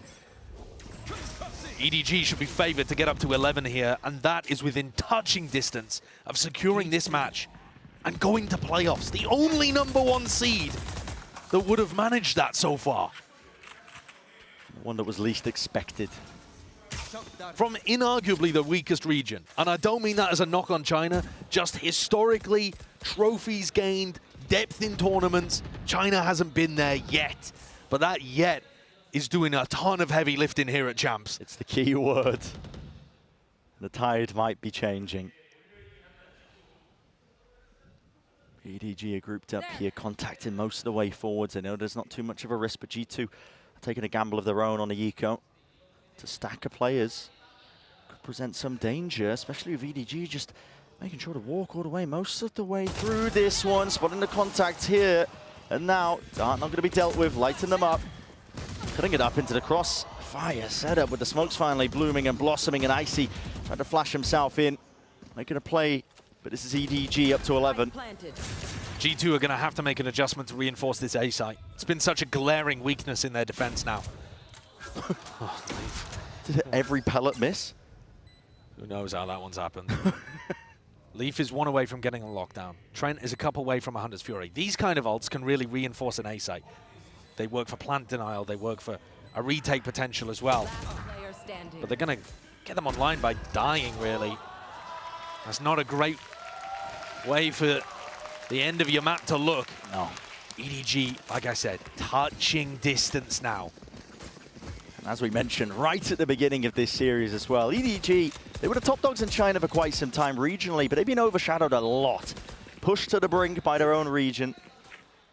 And not just that as well, they've been watching some of the other teams at this very event, even just earlier today, overshadow them. But EDG not willing to go down quietly. They want to show the strength of their region, the strength of their team, the improvements that have been made. I'm dead impressed. The pace and tempo. It's turned up, increased off the back of it. Ult, not committed, in fact, just broken. Kangkang trying to play himself in. It's doubled up. Movement slightly ajar, enough to just offset all of it. And pre-fires into the corner. Hunter's Fury again to supplement and push back EDG away from this C site. G2 are using huge amounts of ultimates here, but it is getting them the value. 5v3 and G2 are looking to re-clear over towards Garage. Picked up. G2's got it now. Does he realize he's back? He's got enemies there. Silent drop down Leaf. He nails it. Chichu drops, so does the spike. Nobody going for another reclamation. No, my goodness. Smoggy can only do so much into this spot. He's got the time to work with, but unfortunately, insurmountable odds. And it's all set against them here. G2 will not go down themselves. That was a good setup. They had Viper's Pit over towards A, reinforcing that site that has been a weakness for them. They deal with Kangkang by doubling up, break that Omen ultimate. They've even got the Silver ult that comes through, denying a Garage split. Everything there worked the way that G2 would have thought it up. But now they don't have the Hunter's Fury. Now they don't have the Pit to reinforce the A site. So now it becomes incredibly important that we see a change around in the defensive setup for G2. The A site has been a massive weakness. EDG are going to try to exploit that. Or fake that they're going to try to exploit that. 3 players cemented in place for G2 on A. And Icy incentivized to go for the push down C. And this is ballsy. Yes, he has the gate crash, but he's taking this fight almost alone. Nobody. He's droned up and right ahead of it. Nobody.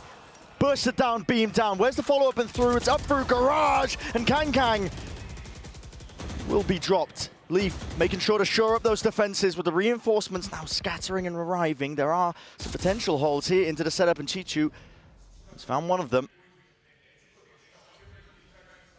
Very safe positioning there from Icy and Leaf. They don't want to get caught out. They're happy to give the C site over. They've got lockdown for the retake, as long as Leaf doesn't die right now. Why not play like that? It's a 3v5. Don't give away any unnecessary advantages. Fault line. Push into the spawn. Smoggy wants to go with things, but it did not connect. Not onto Icy, not this time. Simon with the plant. Stuck in place. Chichu's still there, pushing forwards. Aftershock as well. It's all highlighted and orchestrated like they want to try and fight this once again, and G2 are fully aware. Anti-flash. A dart into the back. A playmaking ability by Icy.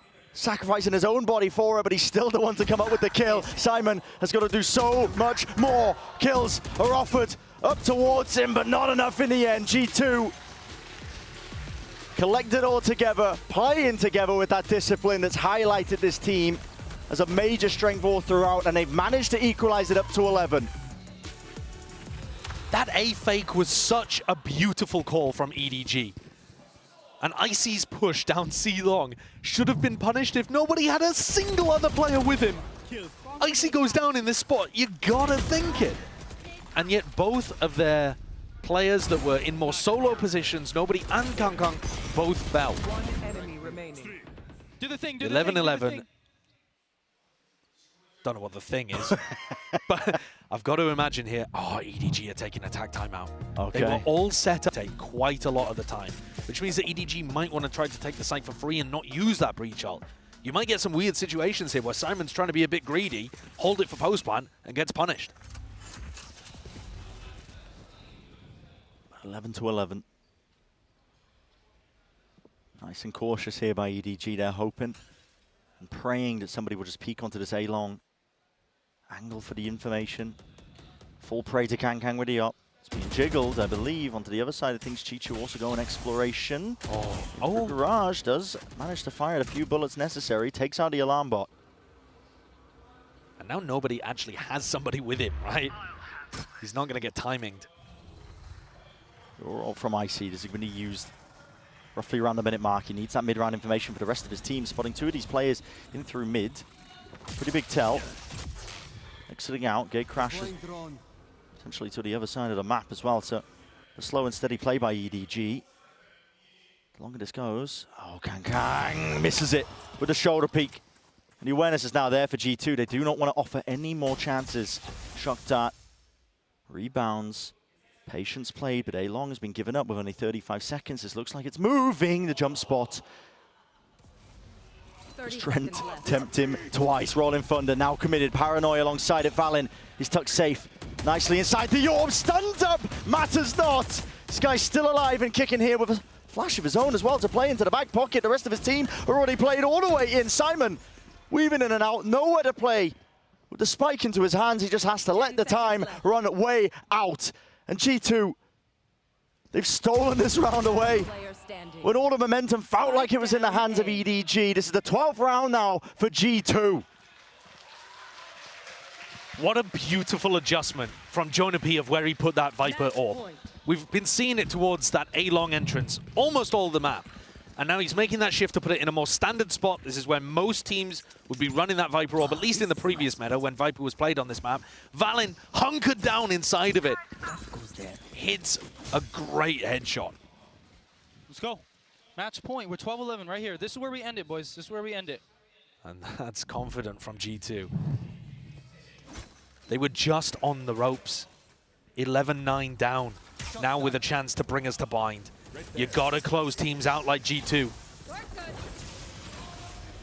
Kang's going to take matters into his own hands here. All the util to set it up. Another fast play from EDG. Again, an open site for the taking. Fault line in through the link as well, but G2 and none playing towards it.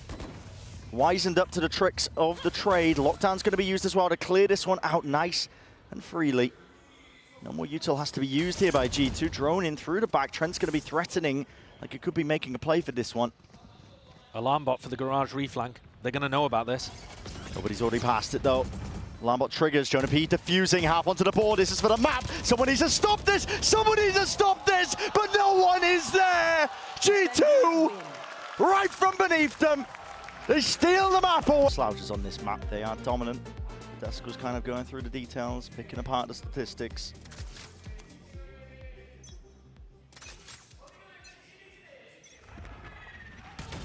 Early smoke in their face though. That fakes the fact that EDG are taking short control. We can see it's not the case. G2 are right up behind it now. Up and over. Wingman going to be escorted in through the side. A bit of spam into the smoke makes Simon think twice. He could have potentially denied the plant there, but it's going to go down into the next. That's really good work. Spam into that smoke stops the plant denial. This map, the A site, all about plant denial. That just removes that crucial element of time. Lost a bit util. Nate's going to be rebounding here just to try and get Icy out of there. Regaining control of lamps as well. Heading two for Nail. EDG Joe, they're going to be setting their sights now over towards the forward section. See if they can take the fight through with the flashes and heads are turning, facing away. G2 are dominating now every position. Leaving Chi-Chu the last one left to do so much here, but Icy with a running gun shuts him down. Bullet to the brain for the pistol round win. What a brilliant start for G2's duelist. 4 kills in the round, but not just any old kills. He was under a lot of utility pressure. Perfectly timed raise nade to keep back and keep Lamp's control. Came around swinging through smokes, confident the whole time. He's here to play. You get Icy online, and it turns G2 from being a team that's very scary, looking to make deep runs in tournaments. Actually, I think to potential tournament winners. Like, it makes that level of a bump increase for them. At the moment, of course, still being pressured hard by EDG. And we've seen with teams like Gen G and Fnatic losing that all of the heavy favorite Leviathan losing as well. Oh, and they are fully aware. Simon was going to try and go for that cheeky play. Most of EDG playing in Spawn for this round as well to see if they could just react to the noise cues sent their way. Now here's the danger zone for EDG. G2 getting into positions as well with his ults being earned up. Icy's 3 away from his showstopper into this. They want to be hopefully empowering him, setting him up to try and get these kills. Trent's the one though, taking them all away. Leading it forwards here with a 3-piece, so flawless against the Eco. Very little damage being done to them by EDG. And like you pointed out, this is massively dangerous for EDG. The snowball is right on their doorstep. It's looking like an avalanche. Picking up so much pace and momentum as it comes down the mountain. It's looking like a thrash, a showstopper, super early on. These are the rounds where if you lose them, if G2 are able to convert a bonus, you get that domination that we've been talking about sometimes happens for G2's previous games.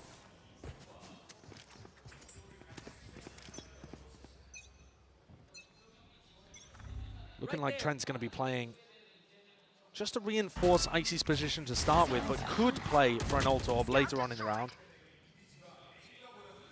A bonus round with potentially a bit of bite behind it. I feel like we're actually noticing less and less teams go for that obvious run towards an ult orb at the start of the round. It's just too predictable for the defenders to think about. So you get rounds like this where there's a bit more of a default, no immediate lunge for that micro objective. And then they'll try to grab it later on or maybe even play for post plants. Of course, if Trent gets that spike down with Wingman, he'll have the Thrash as well. And the Prowler pressure just connecting onto Leaf a little bit prior will keep a lot of these EDG players tethered to the spot over towards the A side here. Nobody looking for that info, just slight jiggle. Mosh now be utilized to try and push them back and away, but it's one less tool really to stall out potential attack. That's why Chichu's holding on to this. That's the second wave, I think, for the Boombot. Triggered out. Mosh pit now up and over Trent. That's incredible awareness, just knowing that Chichu was going to be placed up into that spot with the Thrash earned from that kill. He wants to send this one flying forward. Stimmy. It's a very rapid Shark indeed, clearing most of the way, but not clearing the pocket. But Simon spotted. Icy plays off of Leaf's contact almost perfectly. Running through the smoke. Kang. Smoggy has made the most of this. It's a 3-piece for him. Make it 4. And everybody falls from G2 in the blink of an eye. That round sums up the kind of team play macro calling versus one individual. Who's going to win? Beautiful G2 calling, 5 people rotating around the map perfectly, or one little smoggy boy? It's Smoggy. It definitely was in this instance. He has not slowed down, has he? That momentum, not just from the last 2 maps, the previous series as well.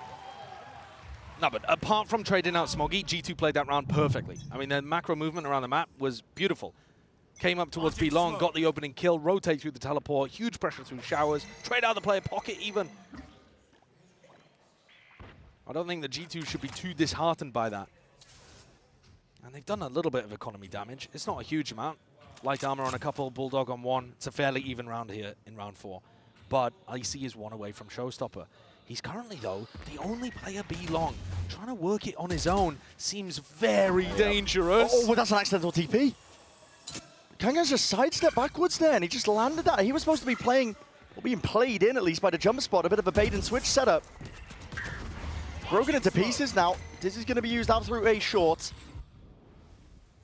Icy, I don't think has even realized how lucky he just got. I mean, EDG potentially ready to pounce on him. And all because of that. I mean, Icy's picked up the orb. He's got his ult to repeat and reposition here from nobody. He wants to try and get that information. Surely you don't use a mosh pit. Surely you don't overheat. Man, you got to get out of there. Mosh still being held down. Chichu, this time he's the bait. Going to be trying to lock this down onto one of the angles here. There's a showstopper that is exchanged onto either side. It's just a 1-for-1. They're going to be making the mass wraparound now over towards the A side. Still that crossfire. Holding it down for the back of the side. A bit of damage potentially done. Simon's here trying to play himself in once more. Taking a fight with the Bulldog in hand. He just can't land it. Takes a molly to the face, yet still Smoggy defends. Up and over. 12 seconds left. Orbital strike. It's all toppling now. And the spike has to be planted. Defense is necessary. Valen needs to be held. All the way through is the last one left. Swung through and out. Through the wall. For all that Smoggy did in the prior round, Valen is there to answer. That round got so close. EDG with that accidental teleport, but they actually made a decent run of it still. Kankan found his value on the other side, going 1-for-1 with the raise. They were ready to fight. Why did they not swing Valen immediately as soon as they heard the plant go down? I don't understand that element of it. A bit of miscoordination there between, I believe it was Chishu and Smoggy, the last 2 players alive. Right here. EDG's money sent toppling back down to the weaker by G2 again. That's that danger. This composition. And if you think back, EDG were trying to set up that trap play B long, but they failed. And so G2 have just found this area of the map for free, basically every round. The one round where they should have been contested, the execution was fumbled. Now, B long control, ult up taken, Seeker's out. Here comes the snowball, potentially, but the kill's going whiffy all over the place there. Icy has to retreat inside the smoke. He's been locked out. The rest of his team can't quite get themselves through this one. Anchoring smokes, placed down. Chichu's landed it, but eventually cleaned up. The rest of his team, though, needs to be aware of the fact that nobody could be creeping forwards into this one, yes. But the spike planted, Icy makes sure this rifle well trained onto that spot here, so the retake from Simon and Smoggy unlikely to come out with the goods. Trent, by the way, 2 away from his second thrash. We're only in round 5. It's just insane. If you get the ball rolling with this composition, you cannot be stopped. You can just keep snowballing it. Ult orbs into plants, and then ults themselves into the XX. Very difficult to stop. And look at that. Trent comes in to steal the kill. That's perfect. Gets another one. Leaf's baiting it. Leaf's baiting it. Yeah. He's trying to get Trent to kill here. This is just min-maxing to the utmost, but okay, eventually puts Simon out of his misery. That's a 4-1 now. Some sort of round differential here for G2. And EDG can't figure out these timings of when they need to be fighting over certain areas of the map. Of course, that was just the eco round. But they're going to take a tack timeout to discuss this defensive strategy. Generally speaking, it's not working. I know that they had a close round there. Came down to Valin against Jonah P. Against Kind of rush into things. He uses the mosh pit early, and it leaves him with one less molly to use to try and stall out an exec that might be occurring. Another big thing is that Shishu is always throwing his Viper Orb over towards A. He's not using it for B long. So they kind of need that mosh. Yeah. Or at least they feel like they do. There. Otherwise, the pressure's too overwhelming. Now, they've at least offset it here with a deep smoke. He's going to drop that one down defensively. And they're trying to get good information on both edges of the map where both the ult orbs are. But I feel like Simon's getting baited in here. G2 deliberately giving him bad information. Wall up. They're expecting some kind of push. G2 looking to control that. Trent doesn't need the ult orb, remember. A post-plant thrash would also be great if Wingman can plant. G2 now grouping up, looking like they want to set themselves up into the exec. Kang is the player to watch. He's got nade for plant denial. He's got ult for plant denial. Or a kill. Full piece of kit here. Flashed up though, blinded. Nade's going to be rebounding, ricocheting. Here's the ult showstopper. Back wall, but no targets and no casualty. As a result, through the wall, spam down. Haunt reveals up onto Leaf, putting that pressure down. Vulnerable is excellent and good, but he still needs some extra elements to help him out entirely. He is being pressured, overwhelmed, taken out. Coverage there from the lamp position, but EDG have control of showers, and now calling for the evacuation. Trent, though, not so lucky. Will be dropped from behind. And Chichu was saving this one. A snakebite for a rainy day with the wall still up. Bullets are excellent. Damage through the wall. Taking those timings, but he can hear it. Scuttling, scurrying across the sand. Icy wins that fight. Jonah P covering it all. You cannot be squandering this. No way. Simon will close it out anyway. So many of these rounds are coming down to fine margins. That is not one of them that I thought would go like that. EDG looked utterly in control. And they do close it out. Credit to Simon. Newer player stepping up, his first time on the big stage. Still delivering. But he had to go and play that one a little silly, didn't he? To put the pressure on Leaf so that they could focus elsewhere. You see Chishu's reaction. EDG, though, one of the reasons that that round worked is they got the plant denial working on A. They had nade, they had the molly actually coming out from Smoggy. Smoggy hasn't even bought molly this round. Yeah, not quite. It's a thrash to use. Clears the way, paves the way in for an A exec. Orb up 2 alongside that. I mean, Showers has been fully disrespected. Sees up and over. Man, not worried about that one, but a nade. Icy's got to be concerned. Satchel and around. Bit of bungee cord in play. Will survive. And the plant's down crucially here for G2 now, but the second wave of things ready. Prime. Simon scatters it. Forwards now with a Nightfall. Thrash wave 2. All to push them back in a way. It's a cacophony of util. It's the mosh pit of nobody that gets that first kill. Advantage, Leaf damage done again through the wall. The pit to just try and play EDG right back into this one again, but the bodies are toppling. Players are falling. EDG cannot hold a candle right now to the rifle play and work right through Leaf. Even with the pressure, he's overcoming it all, and they all are falling. G2, a chokehold onto that A post plant, not letting EDG in. No plant denial for EDG. No showers control for the Chinese squad either. And so G2 are just able to run in down short, have perfect post-plant positioning. Valen sat back with a molly, one away from the orbital strike. I mean, how are these players supposed to retake when they don't have a stable area with which to play from? Oh, and that is a bit lucky, I think. Finesse, bro. My movement is giving them Okay. I was waiting to see if we caught the thing that his movement was giving them. A lot of trouble, I think. Couldn't clear him out of that corner. Walkabouts for Chi-Chu. This guy, he's a demon with the sheriff in his hand, especially when Kangkang's there to help him out right from the side. Shot fired. This will force potentially a pace increase out from G2, but instead, again, they cut the noise. Bit of discipline here. Just the slightest of pause, enough for them to full rotate out through the TP. Seekers as well. Leads it to an open sight. And already push it in through the spawn, I see. He's taking liberties with it. Kangkang's a danger man with that rifle in play, and with him toppled and dropped. No more towards it. One now for the ace. Simon is miles away. I don't think Icy's getting this one, although if Simon did go through showers, you'd have to cut out the middle to make a clip out of it, wouldn't you? But, but certainly a different energy in here for G2. And mirroring a lot of their previous rounds, here it comes. Yeah, will we see it? Time ticking away. Simon's cutting it up close. He denies. It's a funny moment. Not funny for Simon. Not funny for EDG.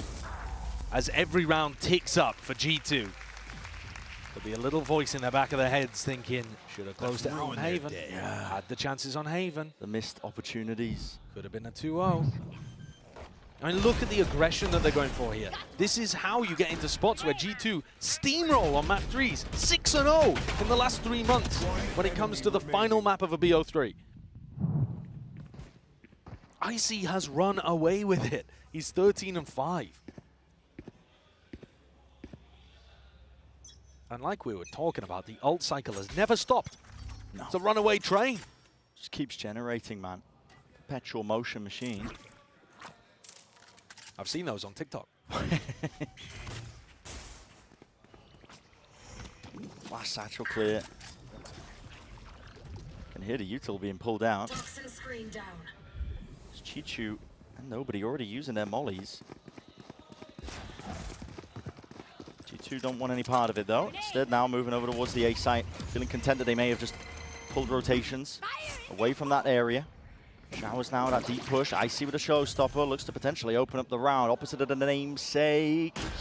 Through the smoke. And Smoggy is no more. Leaf potentially hearing that sound cue and calling for it. Yep. All the noise being made. Opened up Simon. Back to the world. And at this point, EDG, gotta save these rifles. There's no more money left to play with. But also EDG looking like they don't have a plan. And honestly running out of a bit of hope as well. You can tell in the way that G2 are playing, they know they've got this. Yeah. They can feel the wind coming towards them. They're outplaying EDG, running circles around them. I mean, again here with Jonah P's positioning, but nobody comes out on top. We need to see something, maybe from an individual, like Smoggy's 4K earlier, that re-energizes EDG and gets them back into the game. Either that, or some kind of tack timeout to get a strategic change on things. They just haven't been able to stop the plants from going down. It feels like G2 are constantly in these spots where EDG are backpedaling and having to make, you know, solo plays like here where Simon just gets caught alone in showers. More smiles on the G2 players. I mean, you could feel it. The vibes were taking a turn even in some of the replays we were looking at towards the end of Haven. You wouldn't think that's a team being pressured. The potential of losing the series, but now you can see why, taking it one round at a time. It's worked out nicely, and EDG, there's no timeout called. Maybe they're the ones talking it through in that short amount of time as well to try and cook up something here with a stimmy. Satchel, flash as well, sets up Icy. Good nade. Nicely, and a nade is nice. Sees. There's a little bit off the mark though. No connection for it. Leaf was low. If Trent gets inside Thrash or Jonah P gets inside the dog, there is a Brimble on the other side. Contact refight, I want to get ahead of most of this already, but do they have the weapons for the job? Nobody. Not long for this world. Can't survive in the middle of it, but it isn't a cheeky play and a nice one. Just to try and call that one up and cut up the timings that G2 were trying to take. At this point though, again choked out.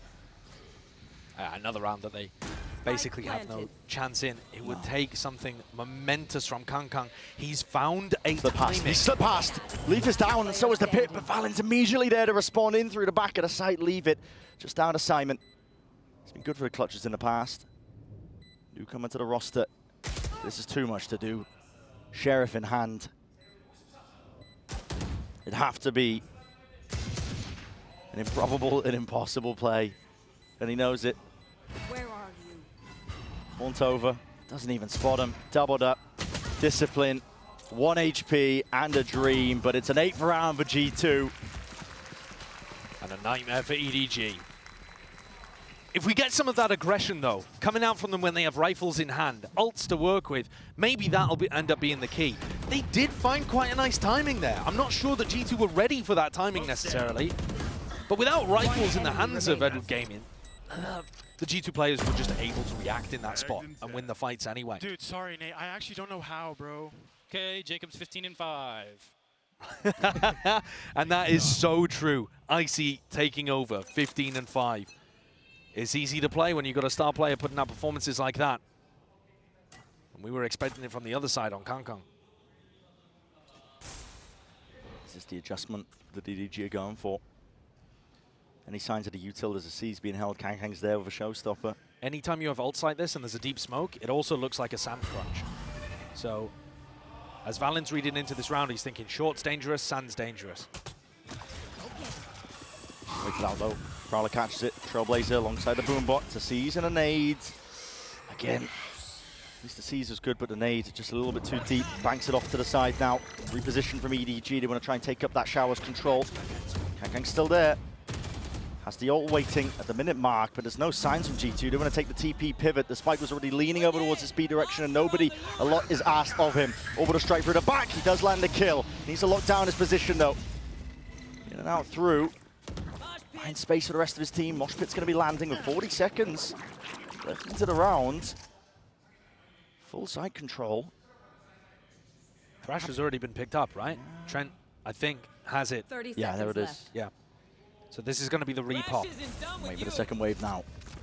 Straight through, up and over, not broken, but the timing taken across it. His rifles in hand. Nobody in Chichu. To try and put a stop to all of this. Kangkang through the TP, might have touched down enough still. 15 seconds, nobody not clear, but eventually is. 12 left, time is of the essence. G2, they stretch it to the finest of details. And Simon again, Spike planted. asked to do so damn much. No crossfire setup, but you know, as soon as Valen has taken that contact, the swing will be there from Trent. It has to be a miracle. It will not be the case. A 9th round for G2. It's amazing the way that G2 are able to recover these situations. EDG had a stack on the B site. The Thrash found nothing. Kangkang is coming through behind them with a showstopper as well. Can't believe it. Valen's kill,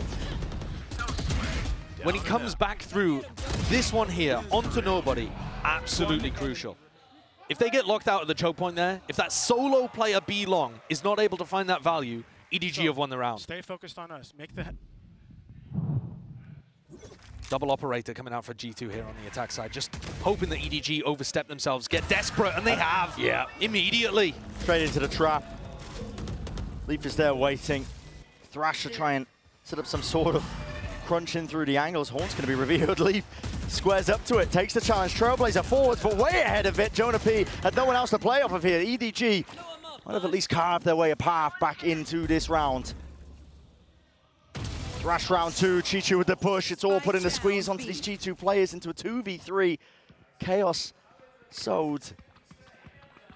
It's not over yet. The job's not finished. Hearing all sorts of sound and heads not expecting it. Icy frying them. He's made this incredibly winnable. Chichu dropped down to just 5. How 50 seconds left. The footsteps are heard. It's a game with those timings down. Just what I said earlier, the finer moments of the round now. Will he catch it right from behind? The answer is yes. So, a consolation round. EDG, they get the 3rd one there. To finish up the half, potentially enough. But listen, it'd have to be a hell of a comeback mounted. Desk was looking at their bingo card earlier on. They had a 9-3 curse in there, but G2 have just looked so heavily in control. It'll be a hard ask indeed. We'll find out on the other side of this.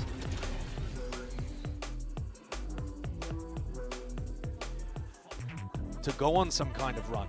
That's the crazy thing about these big events, especially champs, where it all culminates at the end of the year. I mean, G2, you can't exactly call them unlikely, or a dark horse, I would say, to potentially get that trophy, because they have been good in their own region. And they were excellent at Shanghai too. They only ended up losing to those finalists. Let's see if EDG can get a pistol and make this one a game.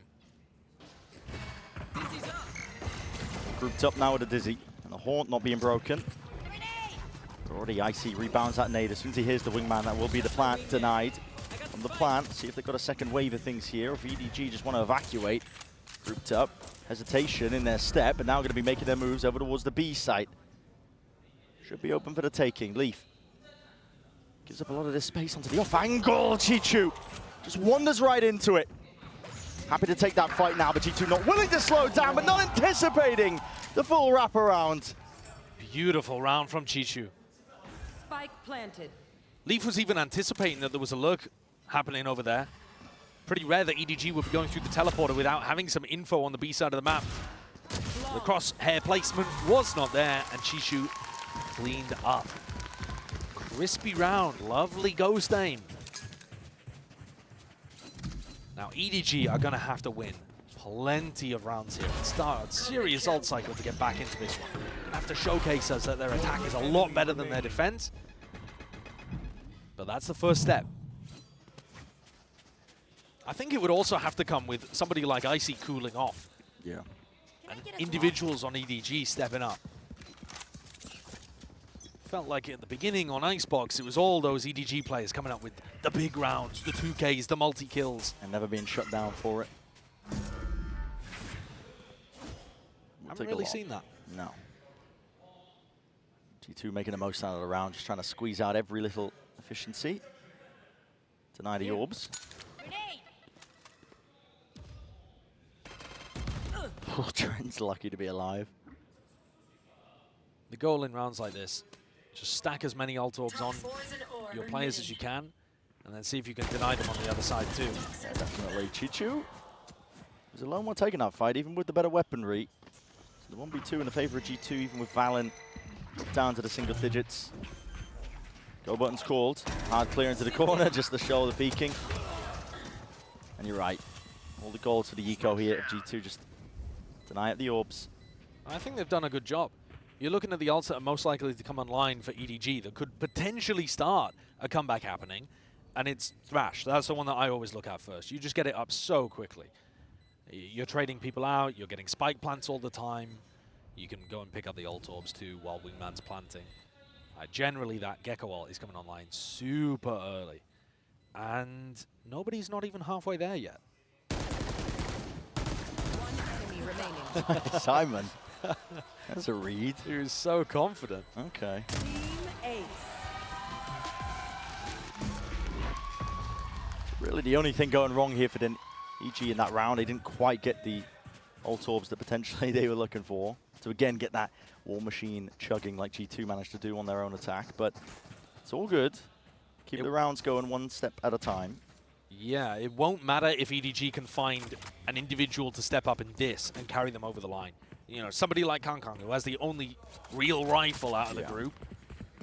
If he comes in here and hits some blinding entries, this is going to be a fight on showers. He's got his opportunity. I want to go for this one. Valen, early smoke drop down.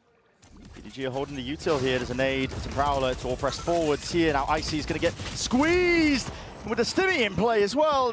I mean, close range weaponry at short work onto the hold. G2 going to find this one a bit of a struggle. Mosh sent preemptively. Lars trying to break that wingman. He's worried about the spacing and positioning. He's already lost track of most of this one. But with the horn broken, spam through the box as well. He's still alive for God knows what reason, but eventually cleaned up. Bonus round for EDG. Looking converted, looking good. Nobody sticking a plan, prioritizing to try and get his ult online. Jonah P off from the flank now. Player positioning of these EDG a little bit separated. He's going to try and play that one together, and Smoggy will just isolate the fight himself, take matters into his own hands. So these are exactly the type of steps that you need to see EDG taking if they want to try and even up the scoreline. Yeah, if there was a path to a comeback, we're watching it. the run through with the stim beacon, and the sting ended up being massively important there. I was putting the attention on the Kankan, but he got traded out. Double kill for Simon. They death balled up, ran through showers, and Trent's positioning things from snowballing out of control. And again, eyes attention onto the Gecko Where ult. are they? Is this a showers crunch? It doesn't look like it. No from one on the G2. receiving end. Yeah, G2, normally you want a player to try and break this haunt. Yeah, they're just looking to get the orbital strike online. Again, looking for plant denial. I think that's going to be so key here to the way that G2 are playing their defense. It's key for every team, of course, but seems like we're going to see G2 try to play a more passive look to the defending side. Focus on putting EDG in bad spots. Scout EDG destroyed. gonna be creeping and crawling now over towards this B site.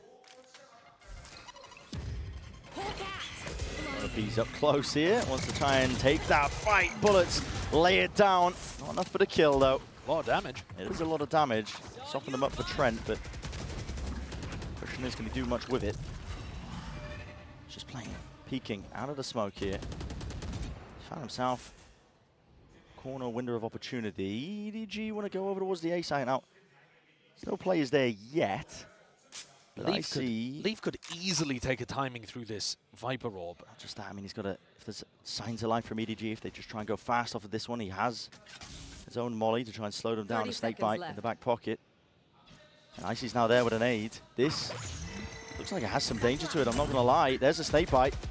Slowing down the approach. It's the weakest players who are first through. They're trying to take that point of contact. Kang completely separated from his team now. And weaving in and out. It's just spraying and praying away. Rewarded though. Coming up with the goods. Coverage has to be there, and it finally is. Valin shut down as he seeks to deny that plant. Nade was strong though. Brought Shishu down to 33 health. And here comes a flank. This kill so important. Goes ahead. Patience, patience, patience, Blade! Trent barely there. Grabs the kill in the end. And all this sound and pressure is being made as well. Simon doesn't know which way to look. Satchel's through and plays him in! It's disaster for EDG. And Smoggy is the one who now has to pick up the pieces. 1v2. Time played, time ticking. Smoggy's out wide. A tap, a stick, coverage. Trent lands it! With a bullet to the dome. It's an upset round in the making. Completed fully. Thrifty win to get that 10 for G2. Doesn't Trent know it? Just feeding into the crowd there, knowing that they've just pulled off a huge one to stop that momentum. You could see that disaster occurring in slow motion. The weak players, like you mentioned, going in first, getting hit with the vulnerable as well. Leaf barely had to peek, and he caught that first kill. Onto nobody. Mastercard Thrifty pushed G2 right back into it. Look at this death ball from EDG. Nobody watching Sand, nobody watching Fountain. All 5 players grouped up on A to go for a slightly delayed A execute. That complete intent. Try and get this plant down now. It's overwhelming with the ults. Icy's avoided most of this though. Tucked safely. Up in the smoke. Underhanded with the nade again. This is going to be denying the plant surely. Nobody. No way. Wingman survives. In through the back of the site though. That is overzealous by Kang. And there was that punish in sight. Thrash through and out detained. Even now Simon. He's pulled it back out of nowhere. Simon? Gotta see that one again somehow, somewhere. What was looking so damn dangerous. Leaf now not offered much in terms of opportunities. Spraying right through the wall. Simon finishes it with the secondary shorty. Hidden gem Yeah. for the EDG team. Gotta see that. He pushes through by the look of things and just swings back sight and deletes 3 of them. But he seems like it was very unexpected. Take a look at this in the replay. As they're focused on retaking lamps, and he gets Trent in the back. It's beautiful. Valen, Jonah P, not there to deny. Yeah. The target priority too. Doesn't get flustered, doesn't get overwhelmed there when he sees 4 players. Picks them off. Now at the top of the scoreboard for EDG, but still 3 behind. And last time, they bungled it on the anti-eco. They can't do that again. Blinded. There's no pushback from EDG. They're not going for any stimmy plays off the rip to try and punish these orb pickups. No, G2, despite losing the majority of the rounds in this half, have actually been blow for blow with ults. Toxin screen down.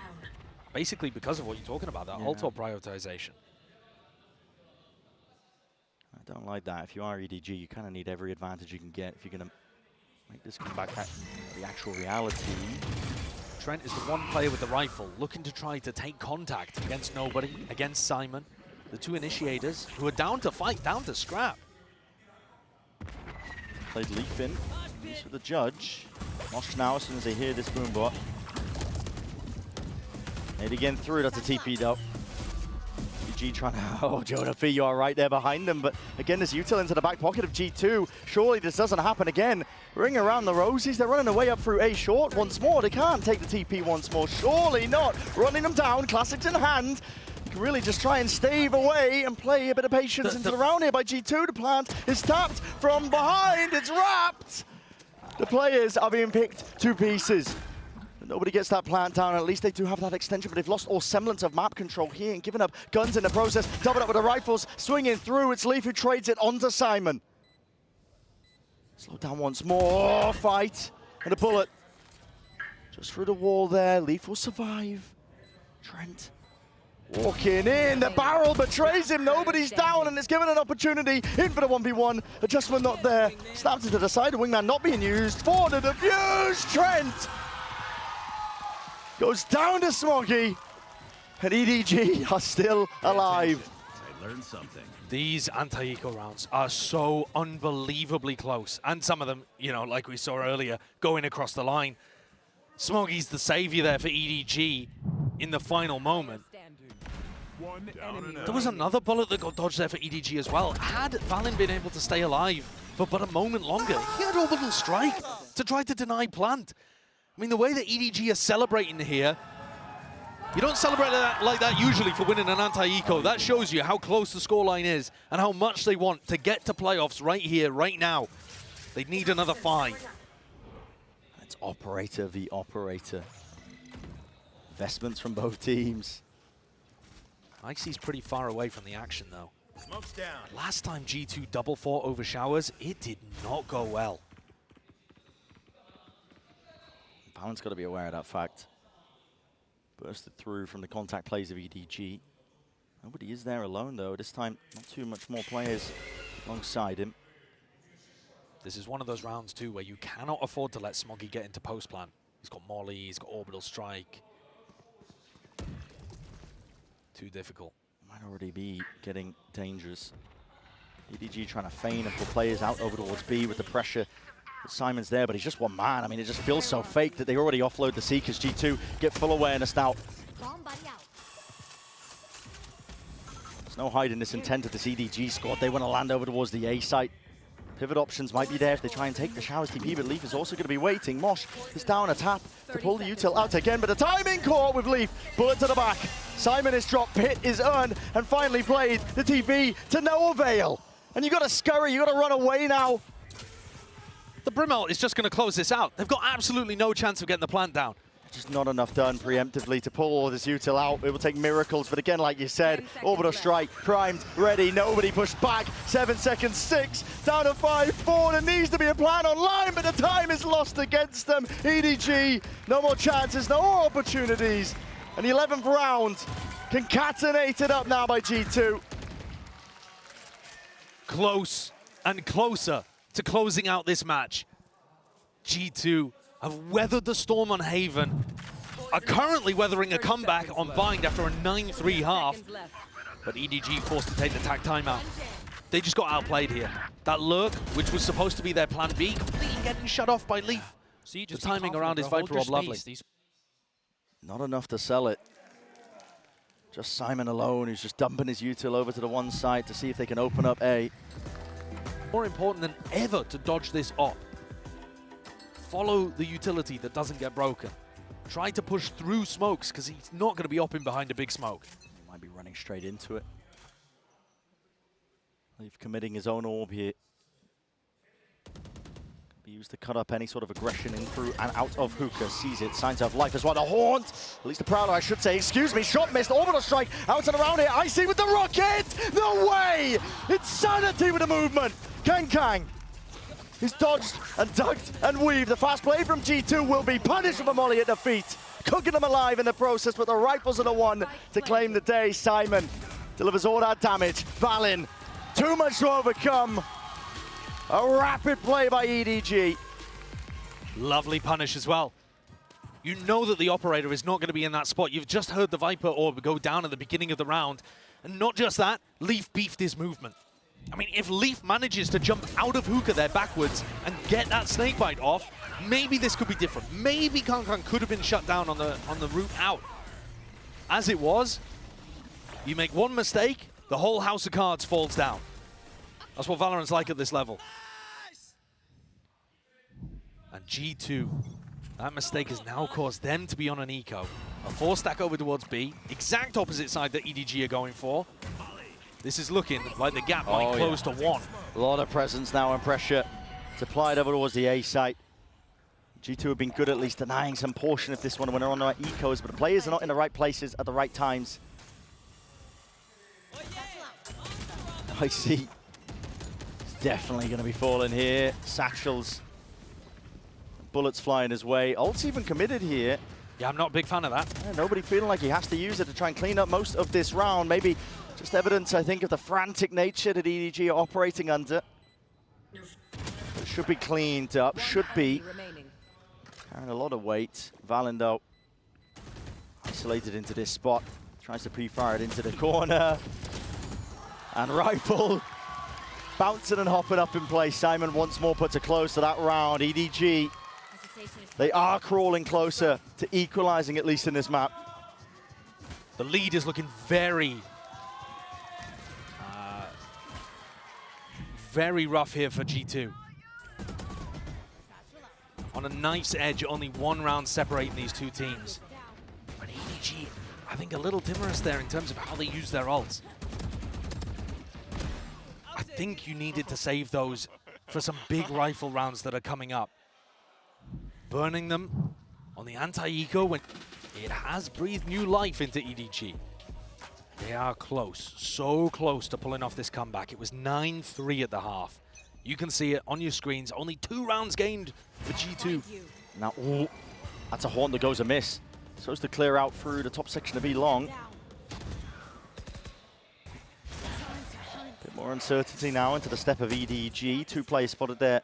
Trailblazer, G2 getting some good information. Simon's got to be cautious here. There is a possibility that a Thrash could end up coming through the teleport.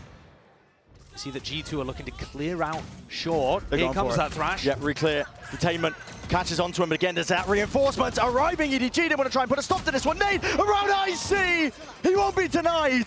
The line is drawn in the sand! And any sort of challenge, he will swat you away.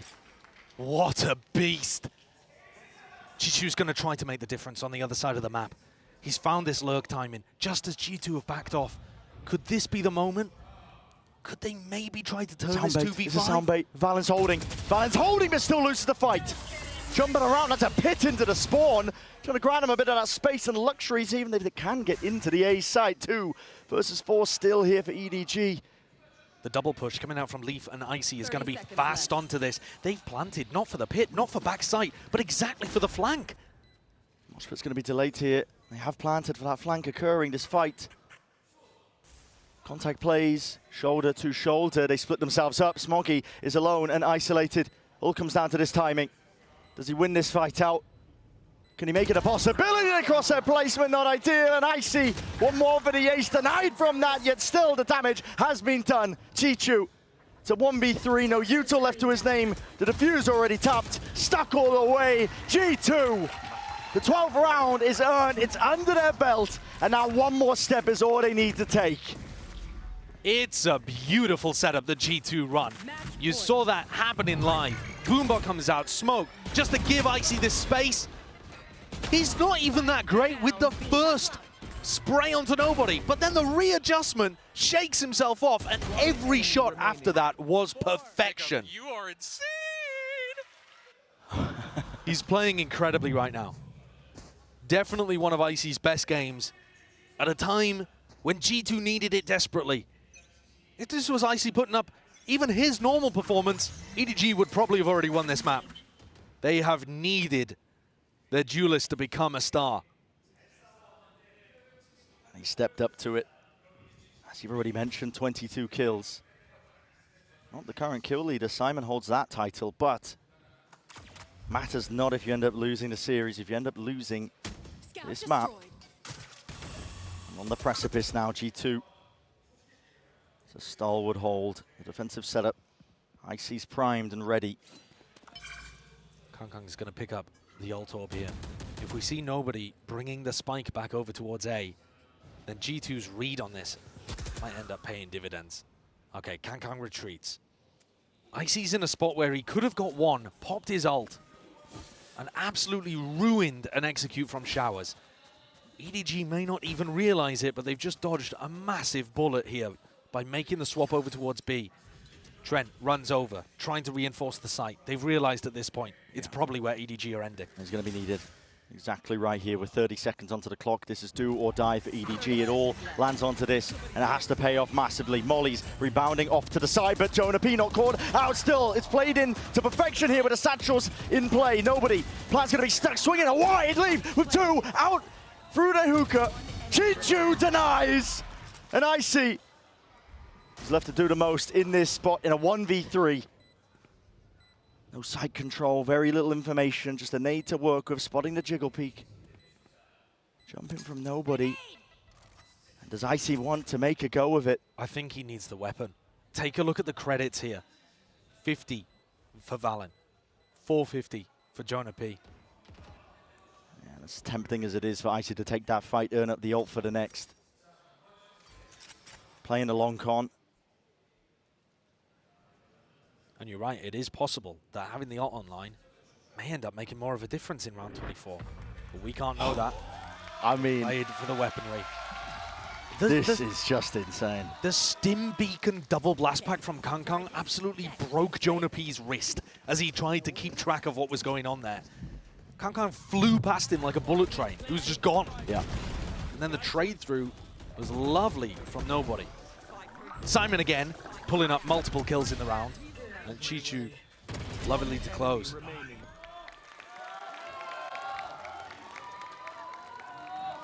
Round 24. It's do or die. OT will knock down to the lower section of your group. And ults are now online here for G2. Crewed up, built up, mosh pit. Exchange, a bit of a handshake occurring out towards through the teleport Showers, with the Raze ult? Raze ult, it's here, it's earned, and now is the time to strike. Kangkang right there forwards. He's already taken that timing, and now you might have some difficulties even getting the value, but now tucked to the corner. Expecting that nobody was going to be placed there. And that's the spike. They've got to be aware of this timing that Chishu could have taken. Valen, Icy, they know this is a possibility. In through Lambs! Head ripped clean off Simon and Smoggy. Launching smoke. Last two to remain, but they're up versus 4.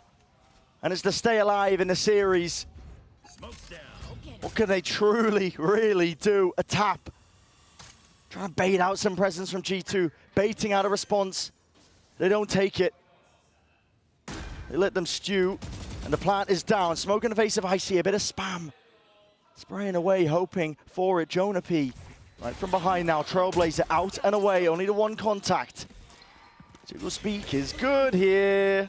Sees a little bit better, and a fight taken, squared up to Simon. He wins it.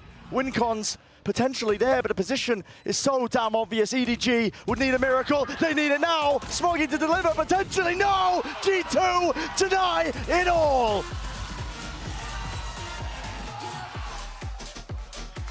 G2, what